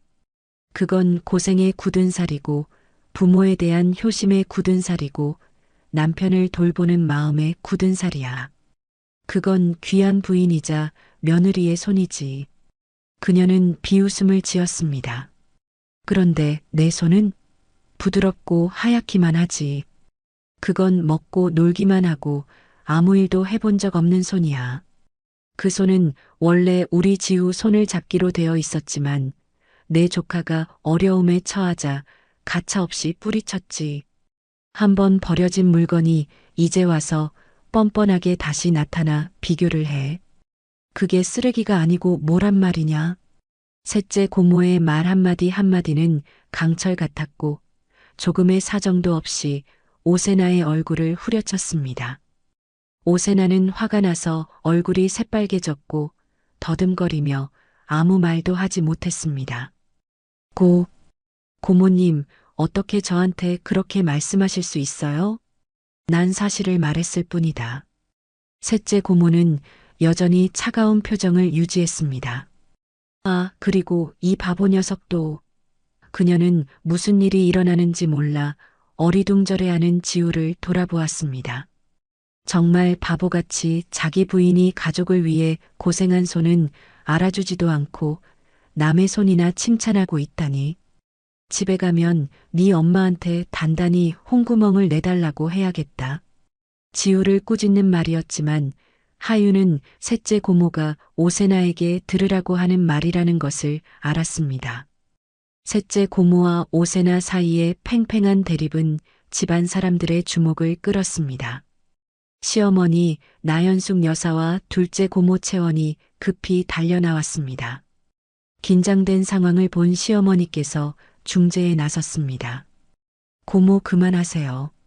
세나는 아직 어린데 차근차근 이야기로 풀어야죠. 어리지 않아요, 언니. 다른 사람 마음에 말로 상처 주는 법은 알 만큼 컸다고요. 이 집은 배은망덕한 사람은 환영하지 않아요. 셋째 고모는 단호하게 말했습니다. 온 가족 앞에서 망신을 당한 오세나는 더 이상 참을 수 없었습니다. 그녀는 벌떡 일어나 눈물을 글썽였습니다. 저는 이 집에 더는 안 있을 거예요. 그러고는 화가 나서 가버렸고 누구에게도 인사 한마디 하지 않았습니다. 오세나가 떠난 후에야 분위기가 가라앉았습니다. 셋째 고모는 지우를 한번 쏘아보더니 하윤 곁으로 다가왔습니다. 목소리는 전보다 한결 부드러워져 있었습니다. 그만 울어라. 저런 애 말 때문에 우는 건 가치 없는 일이다. 그때서야 하윤은 더 이상 참지 못했습니다. 억울한 눈물이 쉴 새 없이 흘러내렸습니다. 셋째 고모는 하윤을 달래주지는 않았지만 손수건을 건네주었습니다. 둘째 고모 채원은 부드럽게 하윤을 안고 토닥여 주었습니다. 슬퍼하지 마, 하윤아. 지우는 모자라서 그랬지 너한테 상처 주려는 뜻은 없었을 게다. 그리고 새나 말은 마음에 담아두지 말고. 하윤은 고개를 끄덕이며 울음을 그치려 했습니다. 오늘 일을 통해 하윤은 비로소 셋째 고모를 제대로 이해하게 되었습니다. 겉으로는 날카롭고 다가가기 어려워 보이지만 사실 그녀의 내면에는 정의를 지키고 자신이 사랑하는 사람들을 보호하는 따뜻한 마음이 있었습니다. 하윤은 자신의 곁에서 자신을 지켜주는 시댁 식구들이 있다는 것이 정말 감사했습니다. 오세나가 가져온 첫 번째 폭풍은 셋째 고모의 활약 덕분에 일단락되었습니다. 비록 모두의 위로를 받았지만 하윤의 마음속에는 여전히 약간의 서운함이 남아 있었습니다. 지우에게 화가 난 것이 아니라 그저 서러웠습니다. 그날 밤 하윤은 그와 말을 하지 않았습니다. 하윤은 묵묵히 조경물을 준비하고 조용히 모든 일을 마친 뒤 침대에 누워 벽을 보고 돌아누웠습니다. 지우도 하윤의 이상한 태도를 눈치챈 듯 했습니다. 그는 감히 아무 말도 하지 못하고 조용히 하윤 옆에 누웠습니다. 방은 침묵에 잠겼습니다. 잠시 후 그가 하윤을 살며시 흔드는 것이 느껴졌습니다. 부인, 나한테 화났어? 하윤은 대답하지 않았습니다. 부인? 그가 다시 불렀습니다. 목소리가 조금 안쓰러웠습니다. 내가 뭐 잘못했어? 말해줘. 내가 고칠게. 하윤은 여전히 침묵했습니다. 그의 한숨 소리가 들렸습니다. 그러다 갑자기 부드럽고 축축한 무언가가 하윤의 등을 스치는 것이 느껴졌습니다. 깜짝 놀라 돌아보니 지우가 붓펜을 들고 있었고 그의 얼굴은 검은 잉크로 얼룩져 있었습니다. 지금 뭐 하는 거예요? 하윤은 당황해서 물었습니다. 지우는 활짝 웃으며 붓펜을 들어 보였습니다. 부인한테 고양이 수염 그려주는 거야. 엄마가 우리 집 고양이는 화날 때마다 턱을 긁어주면 화가 풀린댔어. 부인은 내 고양이니까 내가 수염 그려줄게. 화 풀어. 응? 그는 다시 붓펜을 들어 그리려 했습니다. 하윤은 서둘러 그의 손을 잡았습니다. 그의 얼룩덜룩한 모습과 얼굴에 삐뚤게 그려진 고양이 수염을 보니 아마 자기 얼굴에 먼저 연습을 해본 모양이었습니다. 그의 엉뚱한 논리까지 더해져 하윤은 도저히 웃음을 참을 수가 없었습니다. 그녀의 마음속에 있던 서운함은 온데간데 없이 사라졌습니다. 정말 못 말리는 바보네요. 하윤은 웃으며 수건으로 그의 얼굴을 닦아주었습니다. 나 바보 아니야. 당신 화 풀어주려는 거잖아. 그가 입술을 삐죽 내밀며 반박했습니다. 그래서 이제 화 풀렸어? 아니요. 하윤은 일부러 투명스럽게 말했습니다. 왜 다른 사람 손이 부드럽다고 칭찬하고 부인 손은 굳은 살이 있다고 했어요? 지우는 머리를 극적이며 난처한 표정을 지었습니다. 나는 그냥 사실을 말한 건데. 부인 손에 진짜 굳은 살 있잖아. 하지만 그가 갑자기 하윤의 손을 잡아 자신의 뺨에 가져다 댔습니다. 나는 부인 손이 더 좋아. 부인 손은 따뜻해. 당신이 내 머리 쓰다듬어 줄 때마다 기분이 엄청 좋아. 그 새나라는 아가씨 손은 차가워. 나는 싫어.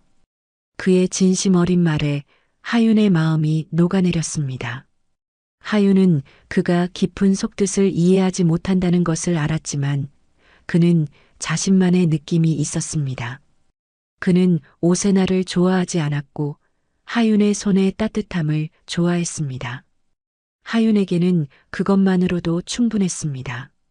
하윤은 그의 눈을 똑바로 보며 그가 이해할 수 있도록 분명히 말해주기로 결심했습니다.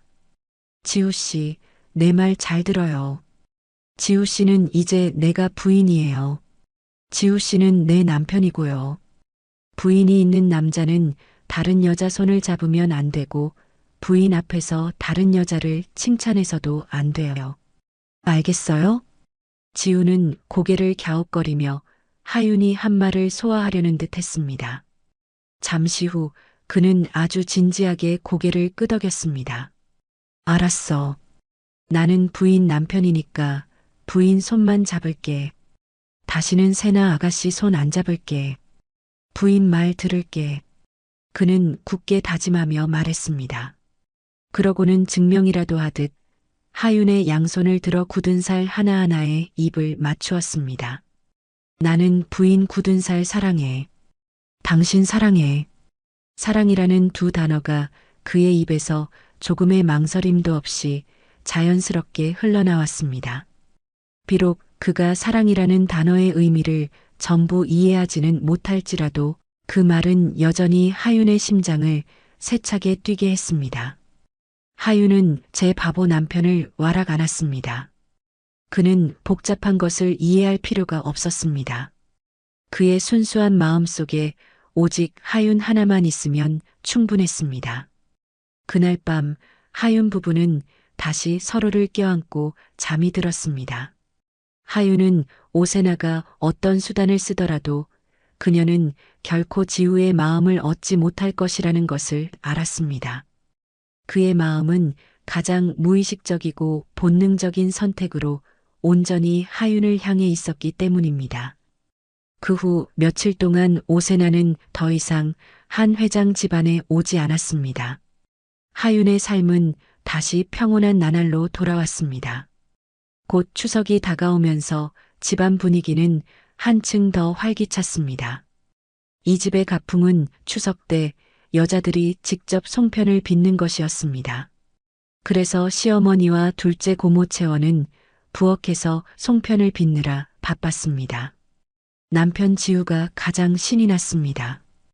그는 온 집안을 뛰어다니며 사람들을 도화등을 달기도 하고 부엌에 몰래 들어가 송편소를 훔쳐먹다가 셋째 고모에게 혼쭐이 나기도 했습니다. 하윤이 정원에서 지우가 만들 토끼 모양 등을 다는 걸 돕고 있을 때 은주가 허둥지둥 달려왔습니다. 사모님, 새나 아가씨가 또 왔어요. 이번에는 오빠랑 같이 왔네요. 하윤의 마음이 쿵 내려앉았습니다. 그녀는 이 평온함이 오래가지 않을 것이라는 것을 알았습니다. 하윤은 지우에게 여기 가만히 있으라고 말하고 혼자 거실로 갔습니다. 오세나는 여전히 거만한 모습이었지만 이번에는 하윤을 대하는 태도가 조금은 더 예의 바르게 변해 있었습니다. 그녀와 함께 온 사람은 젊은 남자로 멋진 정장을 입고 있었고 외모도 준수했지만 눈빛이 어딘가 불량해 보였습니다. 그는 하윤을 머리부터 발끝까지 노골적인 시선으로 훑어보아 하윤을 매우 불쾌하게 만들었습니다. 오세나가 소개했습니다. 제 오빠 건우예요. 오빠, 이쪽은 지우 오빠 부인 하윤 씨. 건우는 손을 내밀며 하윤이 보기엔 가식적인 미소를 지었습니다. 안녕하세요, 재수 씨. 소문은 많이 들었는데 오늘에야 뵙네요. 소문보다 훨씬 아름다우십니다. 하윤은 그저 가볍게 고개를 숙여 인사하고 그가 내민 손을 의도적으로 무시했습니다. 하윤이 악수할 뜻이 없음을 알자 그도 어색해하지 않고 태연하게 손을 거두었습니다. 시어머니와 두 고모도 곧 부엌에서 나오셨습니다. 모두의 태도는 오세나 남매에게 여전히 매우 차가웠습니다. 몇 마디 형식적인 인사를 나눈 후 오세나는 자신의 목적을 밝혔습니다. 곧 추석이잖아요. 저희 부모님께서 추석 저녁에 온 가족분들을 저희 집으로 초대하고 싶어 하세요. 양가의 정을 다시 나누는 의미에서요.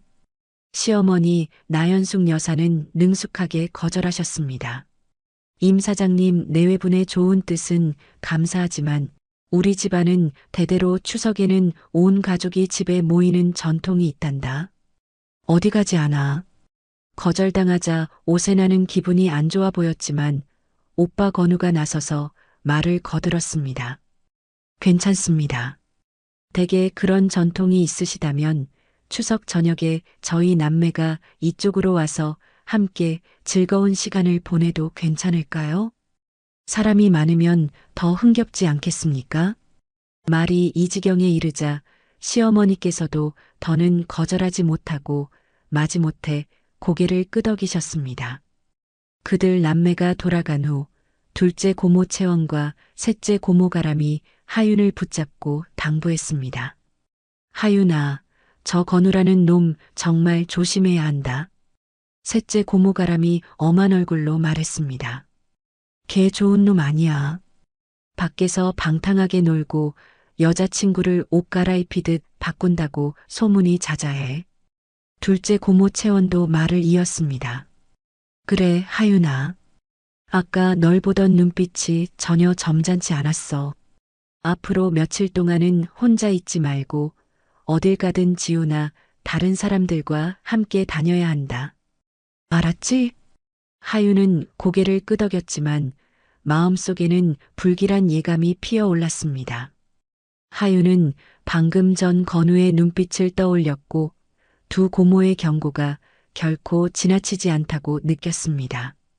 이 남매, 특히 건우의 등장은 마치 먹구름이 몰려오는 것 같았습니다. 다가오는 추석밤이 결코 평탄하지 않을 것임을 예고하는 듯 했습니다. 예상대로 추석 저녁 오세나와 건우 남매가 다시 한 회장 집안을 찾아왔습니다. 그들은 값비싼 선물을 잔뜩 들고 왔습니다. 한씨 가족은 어색하게 그들을 맞이했습니다. 가족 모임은 둥근 보름달 아래 정원에서 열렸습니다. 모두 함께 송편을 먹고 차를 마시며 달을 구경했습니다. 지우는 무척 즐거워했습니다. 그는 하윤이 만들어준 토끼 등을 들고 정원 곳곳을 뛰어다녔습니다. 오세나의 오빠 건우는 계속해서 하윤에게 말을 걸었습니다. 그는 하윤이 아름답다고 손재주가 좋다고 칭찬했습니다. 하윤은 투명스럽게 대답하고 다른 곳으로 자리를 피하려 했지만 그는 끈질기게 따라붙었고 그의 시선은 항상 하윤에게 고정되어 있었습니다. 지우와 함께 산책하던 중 하윤은 갑자기 아랫배에 찌르는 듯한 통증과 함께 메스꺼움을 느꼈습니다. 최근 들어 자주 그랬고 입맛도 없었습니다. 여자의 직감이 하윤에게 무언가를 말해주고 있었지만 아직 확신할 수는 없었습니다. 하윤은 지우에게 조금 피곤해서 집에 들어가 쉬고 싶다고 핑계를 대고 파티를 빠져나왔습니다. 하윤은 할머니와 시어머니 나연숙 여사의 방으로 갔습니다. 집안에서 가장 경험이 풍부한 두 분과 상의하고 싶었습니다. 하윤의 증상에 대해 들으신 후 할머니와 시어머니는 서로를 보시며 눈에 기쁨이 어렸습니다. 할머니께서도 고개를 끄덕이셨습니다. 그래, 이 증상은 네 시어머니가 지우를 가졌을 때랑 똑같구나. 내일 의사를 불러서 확실히 진찰받아 보자꾸나. 하윤의 마음속에는 말로 표현하기 힘든 감정이 차올랐습니다. 기쁨과 설렘, 그리고 약간의 걱정. 만약 하윤이 정말 지우의 아이를 가졌다면 그것은 더할 나위 없는 행복일 것입니다. 아이는 하윤 부부 사이의 감정을 이어주는 끈이 되고 온 가족의 기쁨이 될 것입니다. 하지만 하윤은 정확한 결과가 나올 때까지 지우를 포함한 누구에게도 이 사실을 말할 수 없었습니다. 이야기를 마친 후 하윤은 방으로 돌아가겠다고 말씀드렸습니다. 복도를 지나가는데 은주가 달려와 말했습니다. 세나 아가씨가 갑자기 배가 너무 아프시다고 하세요. 도련님께서 와서 좀 봐주셨으면 좋겠다고 하세요. 하윤은 미간을 찌푸렸습니다. 또 무슨 속임수일까? 의사를 부르지 않고? 하윤이 물었습니다. 네. 아가씨께서 필요 없다고 하셨어요. 그냥 도련님만 와서 봐주시면 된대요. 도련님 얼굴만 보면 바로 나을 거라고 하셨어요. 은주는 난처한 표정으로 말했습니다. 하윤은 이것이 분명 함정이라는 것을 알았습니다. 오세나는 이 핑계로 지우를 자기 방으로 불러 애매한 상황을 만들고 싶었던 것입니다. 하윤은 그런 일이 일어나게 둘 수 없었습니다. 내가 시어머니께 가서 봐달라고 말씀드릴게. 하윤은 그렇게 말하고 은주를 돌려보냈습니다. 그때 갑자기 등 뒤 어둠 속에서 길다란 그림자가 나타났습니다. 짙은 남자 향수 냄새가 코를 찔렀습니다. 정신을 차리기도 전에 단단한 팔이 뒤에서 하윤을 꽉 껴안았습니다. 오건우였습니다. 재수 씨, 어딜 그렇게 급하게 가십니까? 저랑 좀 놀다 가시죠. 건우의 욕망에 가득 찬 목소리가 하윤의 귓가에서 속삭였습니다. 하윤은 공포에 질려 몸부림쳤지만 그의 힘이 너무 셌습니다. 그는 하윤을 꽉 붙잡고 한 손으로 하윤의 입을 막고 다른 손으로는 하윤의 몸을 더듬기 시작했습니다. 놓으세요. 하윤은 소리치려 했지만 비명은 목구멍에서 막혔습니다. 겁먹지 말아요. 그냥 재수 씨랑 좀 더 친해지고 싶을 뿐입니다. 봐요. 재수 씨 남편은 바보잖아요. 어떻게 재수 씨처럼 아름다운 여자를 행복하게 해줄 수 있겠어요? 저를 따라오세요. 제가 원하는 건 뭐든지 다 해줄게요. 건우가 하윤의 귀에 속삭였습니다. 하윤은 극도의 혐오감을 느꼈습니다. 하윤은 온 힘을 다해 제 입을 막고 있는 그의 손을 세게 물었습니다. 건우가 고통에 찬 신음을 지르며 황급히 손을 뺐습니다. 그 틈을 타 하윤은 그를 세게 밀치고 큰 소리로 외쳤습니다. 사람 살려요. 도와주세요. 지후의 전담 메이드인 은주가 하윤의 비명 소리를 듣고 급히 달려왔습니다. 눈앞의 광경을 본 그녀는 경악했습니다. 도련님, 지금 뭐 하시는 거예요? 어서 사모님 놓아주세요. 꺼져. 내년이 상관할 일 아니야. 건우가 으르렁거렸습니다. 그는 하윤의 저항에 화가 나 손을 휘둘러 하윤의 뺨을 세차게 내리쳤습니다. 하윤의 머리가 핑 돌았고 한쪽 뺨이 불타는 듯 뜨거웠습니다. 하윤이 바닥에 쓰러지자 은주가 급히 달려와 하윤을 감쌌지만 그 역시 건우에게 무자비하게 걷어차였습니다. 오늘 넌 내 손에서 못 벗어나. 건우가 하윤을 덮치려 달려들었습니다. 하윤은 절망감에 눈을 감았습니다. 하윤의 머릿속에는 오직 지후와 아직 태어나지 않은 뱃속의 아이의 모습만이 떠올랐습니다. 안 돼. 그가 우리 모자를 해치게 둘 수는 없어. 내 아이는 내가 지켜야 해.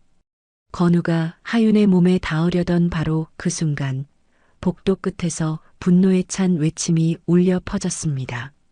내 부인한테 손대지 마. 하윤은 눈을 번쩍 떴습니다. 지우였습니다. 그는 여전히 토끼 등을 손에 들고 서 있었지만 그의 얼굴에는 더 이상 평소의 순진한 모습은 없었습니다. 그의 눈은 붉게 충혈되어 분노로 이글거렸습니다. 그는 마치 궁지에 몰린 맹수처럼 자신의 소중한 것을 해치려는 자를 누구든 갈기갈기 찢어버릴 기세였습니다. 건우도 지우를 보고는 얼어붙었습니다. 그는 이 바보가 이때 나타날 줄은 예상하지 못했던 것입니다. 너 내가 여긴 어쩐 일이야? 방으로 돌아가. 건우는 위협하듯 소리쳤지만 지우는 전혀 두려워하지 않았습니다. 그는 등을 바닥에 던지고 화살처럼 건우를 향해 돌진했습니다. 그는 온 힘을 다해 건우의 몸을 들이받았습니다. 갑작스러운 공격에 건우는 균형을 잃고 뒤로 낮아빠졌습니다. 내가 감히 날 쳐? 이 미친놈이. 건우는 분노에 차 일어나 반격했습니다. 두 남자는 서로에게 달려들어 뒤엉켜 싸웠습니다. 지우는 키는 컸지만 싸움 기술은 전혀 몰랐습니다. 그는 오직 부인을 지키려는 본능으로만 움직였습니다. 건우는 방탕하게 놀던 사람이라 체력도 만만치 않았습니다. 그는 금세 우위를 점하고 지우를 마구 때렸습니다.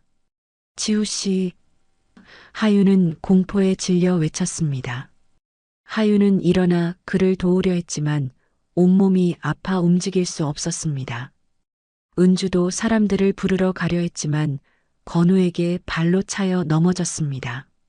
건우는 지우를 바닥에 넘어뜨리고 그의 얼굴과 배를 향해 계속해서 주먹을 날렸습니다. 죽어라. 감히 내가 하는 일을 망쳐. 지우는 맞으면서도 신음 한 번 내지 않았습니다. 그의 눈은 여전히 하윤을 향해 있었고 그 눈에는 마지막까지 하윤을 지키겠다는 굳은 결의가 서려 있었습니다. 몸싸움을 하던 중 건우가 지우를 뒤로 세게 밀쳤습니다.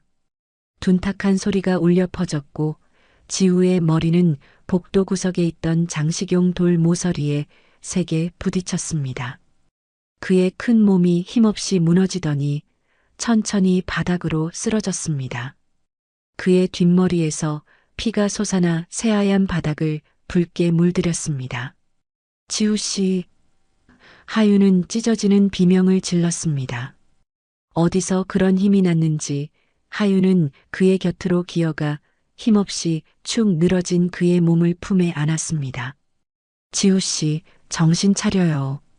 안 돼요.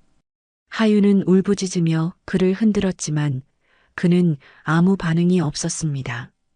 그의 눈은 굳게 감겨 있었고 숨결은 희미했습니다. 건우도 겁에 질렸습니다. 그는 일이 이 지경에 이를 줄은 몰랐던 것입니다. 피웅덩이에 쓰러져 움직이지 않는 지우를 보자 그는 벌벌 떨며 뒷걸음질 치다 몸을 돌려 도망쳤습니다. 그때서야 하윤과 은주의 비명소리가 마침내 집안 사람들을 놀라게 했습니다. 시부모님, 두 고모, 그리고 모든 집안 사람들이 달려왔습니다. 눈앞에 끔찍한 광경을 본 시어머니 나현숙 여사는 그 자리에 주저앉아 기절하셨습니다. 늘 강하시던 시아버지 한태영 회장은 얼굴이 새하얗게 질려 황급히 구급차를 부르셨습니다. 하유는 지우를 꼭 껴안았습니다. 그의 몸은 점점 차가워졌고 하윤의 마음은 누군가 칼로 수백 조각 내는 것처럼 아팠습니다. 다 나 때문이야. 내가 여기 없었더라면 그가 나를 지키려다 이렇게 되지는 않았을 텐데. 하윤의 눈물이 그의 피투성이 얼굴 위로 하염없이 떨어졌습니다. 하윤은 그저 절망 속에서 그의 이름만 부를 뿐이었습니다. 지우 씨, 나 버리지 마. 우리에겐 아이가 있잖아요. 지우는 위독한 상태로 병원으로 이송되었습니다. 의사는 이번 충격이 과거 사고와 마찬가지로 심각한 뇌 손상을 일으켰다고 말했습니다. 깨어날 가능성은 매우 희박하다고 했습니다. 한씨 가족은 마치 초상집 분위기에 휩싸였습니다. 시어머니는 몇 번이나 울다 기절하셨습니다. 늘 강하시던 시아버지 한태영 회장도 눈에 띄게 늙어 보였습니다. 그는 병원 복도에 말없이 앉아 붉게 충혈된 눈을 하고 있었습니다. 두 고모도 곁을 지키며 불안해했습니다. 한 씨 가족이 가장 혼란스럽고 고통스러워하는 바로 그때 우진건설 임 사장네 가족이 오세나와 건우를 데리고 병원을 찾아왔습니다. 하지만 그들은 문병을 온 것이 아니라 죄를 뒤집어 씌우러 온 것이었습니다. 한쪽 뺨이 여전히 부어 있고 얼굴에 멍이 든 건우는 사람들 앞에서 큰 소리로 거짓말을 했습니다. 하윤 씨가 저를 유혹했어요. 복도로 저를 불러내서는 일부러 추파를 던졌다고요. 지우 형이 그걸 보고 오해해서 저를 때리기 시작했어요. 몸싸움을 하다가 형이 불행히도 발을 헛디뎌 넘어져서 머리를 부딪힌 거예요. 모든 게 다 저 여자 때문입니다. 오세나도 오빠를 거들며 울며 불며 하소연했습니다. 맞아요, 회장님, 어머님. 제가 하윤 씨가 제 오빠한테 점잖지 못한 행동을 하는 걸 봤어요. 제가 말렸는데도 듣지 않았어요. 저 여자는 지우 오빠 부인 자격도 없고 한씨 집안 며느리 자격도 없어요. 그들의 뻔뻔한 말에 하윤은 분노로 온몸이 떨렸습니다. 당신들이 거짓말하고 있어. 건우 씨가 나한테 추행을 했고 지우 씨는 나를 지키려다 저 사람한테 맞아서 이렇게 된 거예요. 아직도 부인할 셈이야? 건우가 하윤의 얼굴을 똑바로 가리켰습니다. 내가 날 유혹하지 않았는데 내가 왜 그랬겠어? 내가 아쉬운 게 뭐가 있어서? 바보랑 사는 네가 아쉬우니까 나한테 수작을 부린 거지. 이런 여자는 집에서 쫓아내야 합니다. 그의 모함은 하윤의 심장에 박히는 비수와 같았습니다. 하지만 하윤을 더 고통스럽게 한 것은 몇몇 사람들의 침묵이었습니다. 하윤은 몇몇 먼 친척들이 하윤을 의심의 눈초리로 보기 시작하는 것을 느꼈습니다. 하윤이 가장 절망적이고 무력하다고 느낀 바로 그 순간 시아버지 한태영 회장이 갑자기 일어났습니다. 그는 다가와 하윤 앞을 막아섰습니다. 그만하게. 그의 목소리는 낮았지만 힘이 넘쳤습니다. 한씨 집안 며느리는 내가 가장 잘 알아. 나는 하윤이를 믿어. 분명 오해가 있을 게다. 시어머니 나연숙 여사도 극심한 고통 속에서도 둘째 고모 채원의 부축을 받아 다가오셨습니다. 그녀는 여전히 신뢰 가득한 눈빛으로 하윤을 보셨습니다. 건우야, 세나야. 너희는 돌아가거라. 이 일은 지우가 깨어나면 그때 명확히 이야기하자. 하지만 어머님, 오세나가 더 말하려 했습니다. 다들 꺼져. 셋째 고모가람이 더는 참지 못하고 소리쳤습니다. 내 조카가 저 안에서 사경을 헤매고 있는데 너희는 아직도 와서 소란을 피워. 내가 경찰 불러서 흑백을 가려볼까?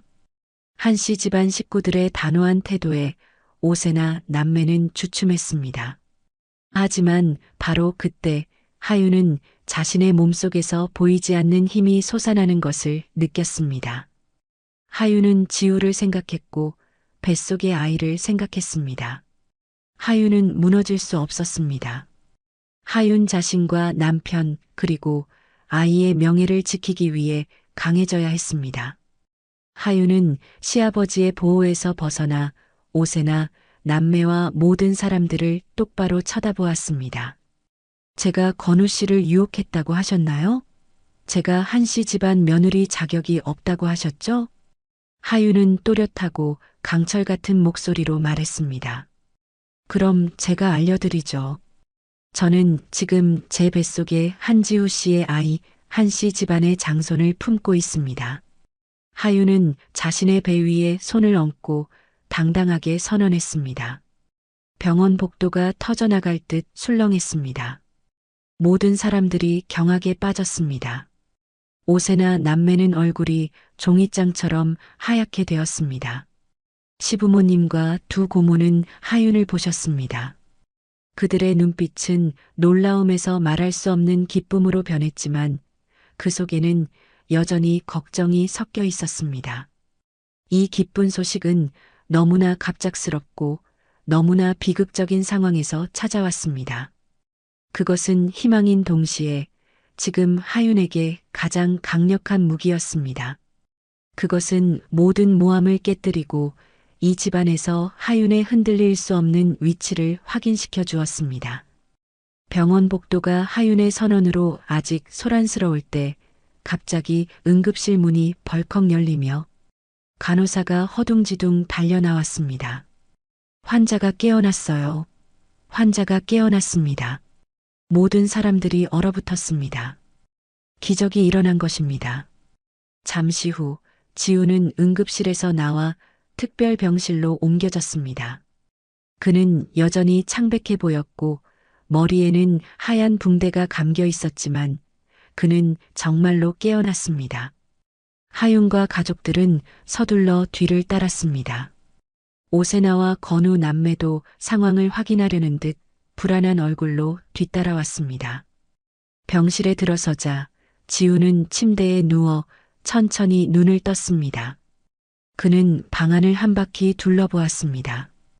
그의 눈빛은 더 이상 이전처럼 순진하고 맑지 않았습니다.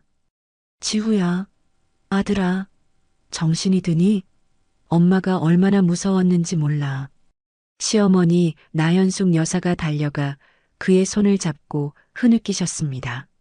지우는 어머니를 보고 아버지를 보고 할머니와 두 고모를 보았습니다. 그는 조용히 고개를 끄덕이며 입을 열었습니다. 목소리는 조금 잠겨 있었지만 놀랍도록 명확했습니다. 걱정 끼쳐드려 죄송합니다. 그의 말투와 화법은 완전히 달라져 있었습니다. 그는 더 이상 어린아이처럼 말하지 않았습니다. 그리고 그의 시선이 하윤에게 머물렀습니다. 그는 깊은 눈으로 하윤을 바라보았습니다. 그 눈에는 수많은 감정, 사랑, 고통, 그리고 미안함이 담겨 있었습니다. 부인. 그가 조용히 하윤의 이름을 불렀습니다. 그는 하윤에게 손을 뻗었습니다. 하윤은 다가가 그의 손을 잡았습니다. 하윤의 눈엔 눈물이 하염없이 흘러내렸습니다. 그는 부드럽게 하윤의 눈물을 닦아주었습니다. 울지 마. 나 이제 돌아왔어. 미안해. 당신을 이렇게 힘들게 해서. 그 순간 하윤은 제 남편이 단지 깨어난 것이 아니라 그의 정신이 완전히 회복되었다는 것을 알았습니다. 운명의 충격은 그의 목숨을 빼앗아간 것이 아니라 잃어버렸던 정신을 온전히 돌려준 것이었습니다. 그때 문가에 서 있던 건우와 오세나는 지우가 깨어나 완전히 정상인 것을 보고는 핏기 하나 없는 얼굴이 되었습니다. 그들은 슬금슬금 자리를 뜨려 했습니다. 잠깐만요. 지우의 목소리가 울려 퍼졌습니다. 크지는 않았지만 두 사람을 그 자리에 멈춰 세우기에 충분했습니다. 오건우 씨, 오세나 씨, 어딜 가시려고요? 아직 이야기가 끝나지 않았습니다. 지우는 그들을 향해 차가운 시선을 던지며 말했습니다. 그는 천천히 침대 머리에 기대어 앉았습니다. 비록 약했지만 그의 기품은 완전히 달라져 있었습니다. 위험 있고 침착하며 압도적이었습니다. 오건우 씨, 방금 제 부인이 당신을 유혹했다고 했죠? 지우가 평온한 목소리로 물었습니다. 건우는 더듬거렸습니다. 저는 저희 집 복도에는 CCTV가 있습니다. 확인해 보면 흑백이 가려지겠죠. 지우는 말을 이었습니다. 하지만 그럴 필요도 없습니다. 그때 저는 제 귀로 당신이 제 부인을 모욕하는 말을 똑똑히 들었고 제 눈으로 당신이 그녀를 폭행하는 것을 똑똑히 보았으니까요. 남자라는 사람이 힘없는 여자를 모함하고 죄를 뒤집어 씌우다니 스스로 비겁하다고 생각하지 않으십니까? 지우의 말 한마디 한마디가 건우의 정곡을 찔렀습니다. 그는 고개를 푹 숙이고 아무 말도 하지 못했습니다. 그리고 지우는 오세나를 돌아보았습니다. 그녀는 두려움에 떨고 있었습니다. 그리고 오세나 씨, 저는 우리 사이의 과거를 기억하지 못합니다. 하지만 한 가지는 압니다. 하윤이는 지금 제 부인이고 제가 사랑하고 지키고 싶은 유일한 여자입니다. 그녀의 자리는 그 누구도 대신할 수 없습니다. 그는 옷의 나를 연민과 단호함이 섞인 눈으로 보며 말을 멈췄습니다. 만약 당신이 제게 정말 조금이라도 감정이 남아있다면 우리를 축복해 주십시오. 하지만 다른 목적을 위해 이곳에 온 것이라면 앞으로는 우리가 다시 만날 필요는 없을 것 같습니다. 지후의 말은 단호하고 예의 바르면서도 지독하게 잔인했습니다. 그것은 오세나와 건우 남매의 가식적인 얼굴을 벗겨냈고 동시에 하윤에 대한 사랑과 하윤의 위치를 가장 강력하게 확인시켜 주었습니다. 밖에 서 있던 우진 건설 임사장도 모든 것을 들었습니다. 그는 창피함에 얼굴을 들지 못하고 조용히 두 자녀를 끌고 병원을 떠났습니다. 그들이 떠난 후에야 방은 다시 조용해졌습니다. 지우는 하윤을 돌아보았고 그의 눈빛은 다시 부드러워졌습니다. 그는 하윤을 품에 꽉 껴안았습니다. 미안해. 앞으로는 다시는 누구도 당신을 괴롭히게 두지 않을게. 하윤은 그의 가슴에 얼굴을 묻고 흐느껴 울었습니다. 하지만 이것은 행복과 해방의 눈물이었습니다. 악몽은 마침내 끝났습니다. 하윤의 바보 남편은 사라졌고 그 자리에는 똑똑하고 믿음직스러우며 하윤을 무한히 사랑하는 한지우가 있었습니다. 하윤 부부 앞에 새로운 미래가 펼쳐지고 있었습니다. 그 사건 이후 지우는 경과를 지켜보기 위해 한동안 더 병원에 머물러야 했습니다. 하지만 하윤과 가족들의 보살핌, 그리고 완전히 회복된 정신력 덕분에 그는 매우 빠르게 회복했습니다. 그는 더 이상 말만 잘 듣는 바보가 아니라 성숙하고 침착하며 매우 섬세한 진짜 남자가 되었습니다. 그는 모든 관심과 보살핌을 하윤에게 쏟았습니다. 하윤 부부의 추석은 비록 병원에서 맞이했지만 그 어느 때보다 달콤하고 따뜻한 명절이었습니다. 소식을 들은 하윤의 부모님도 급히 올라오셨습니다. 시어머니께서는 그들을 매우 따뜻하게 맞이하셨고 두 집안 사이에는 더 이상 어떤 거리감도 없었습니다. 그날 밤 하윤 부부의 대가족은 지우의 병실에 모였습니다. 병실은 작고 예쁜 등불로 장식되었습니다. 모두 함께 시어머니와 둘째 고모께서 직접 만드신 송편을 먹고 차를 마시며 즐겁게 이야기했습니다. 하윤의 부모님께서는 이제 완전히 달라진 사위를 보며 기뻐하시면서도 조금은 믿기지 않는 듯한 표정이셨습니다. 지우는 처부모님께 매우 예의 발랐습니다.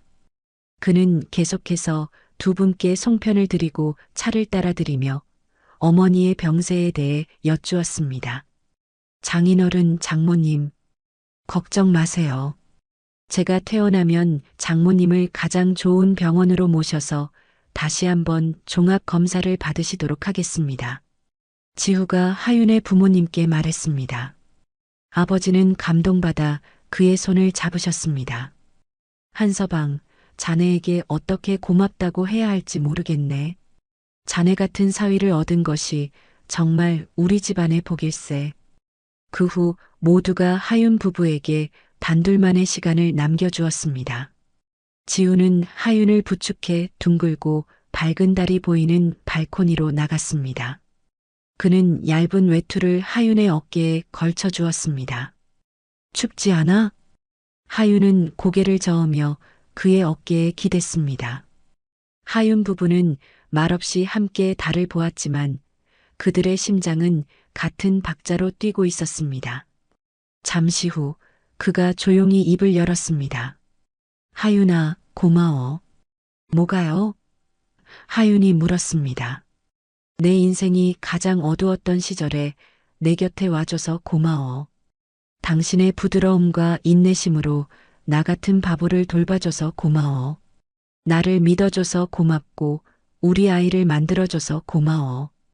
그는 하윤을 돌아보며 하윤의 이마에 가볍게 입을 맞추었습니다. 내가 바보였을 때의 기억은 없지만 그 바보가 당신에게 가졌던 감정은 진짜였다는 걸 알아.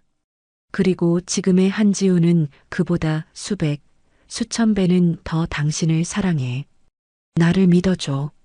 남은 평생을 당신에게 헌신하고 당신과 우리 아이에게 행복을 가져다 줄게. 그의 진심 어린 고백을 들으며 하윤의 마음은 행복으로 가득 찼습니다. 하윤은 팔을 뻗어 그를 꽉 껴안았습니다. 믿어요. 당신과 함께 이 인생 끝까지 갈게요. 둥근 가을 달빛 아래 하윤 부부는 달콤한 입맞춤을 나누었습니다. 모든 폭풍은 지나갔고 오직 사랑과 신뢰 그리고 하윤 부부 앞에 펼쳐질 행복한 미래에 대한 약속만이 남아 있었습니다. 오늘 이야기를 끝까지 들어주셔서 감사합니다. 영상 보시고 느끼신 감정, 댓글로 함께 나눠주세요. 여러분의 한마디가 누군가에겐 큰 위로가 될 수 있습니다. 영상이 마음에 드셨다면 구독과 좋아요로 응원 부탁드립니다.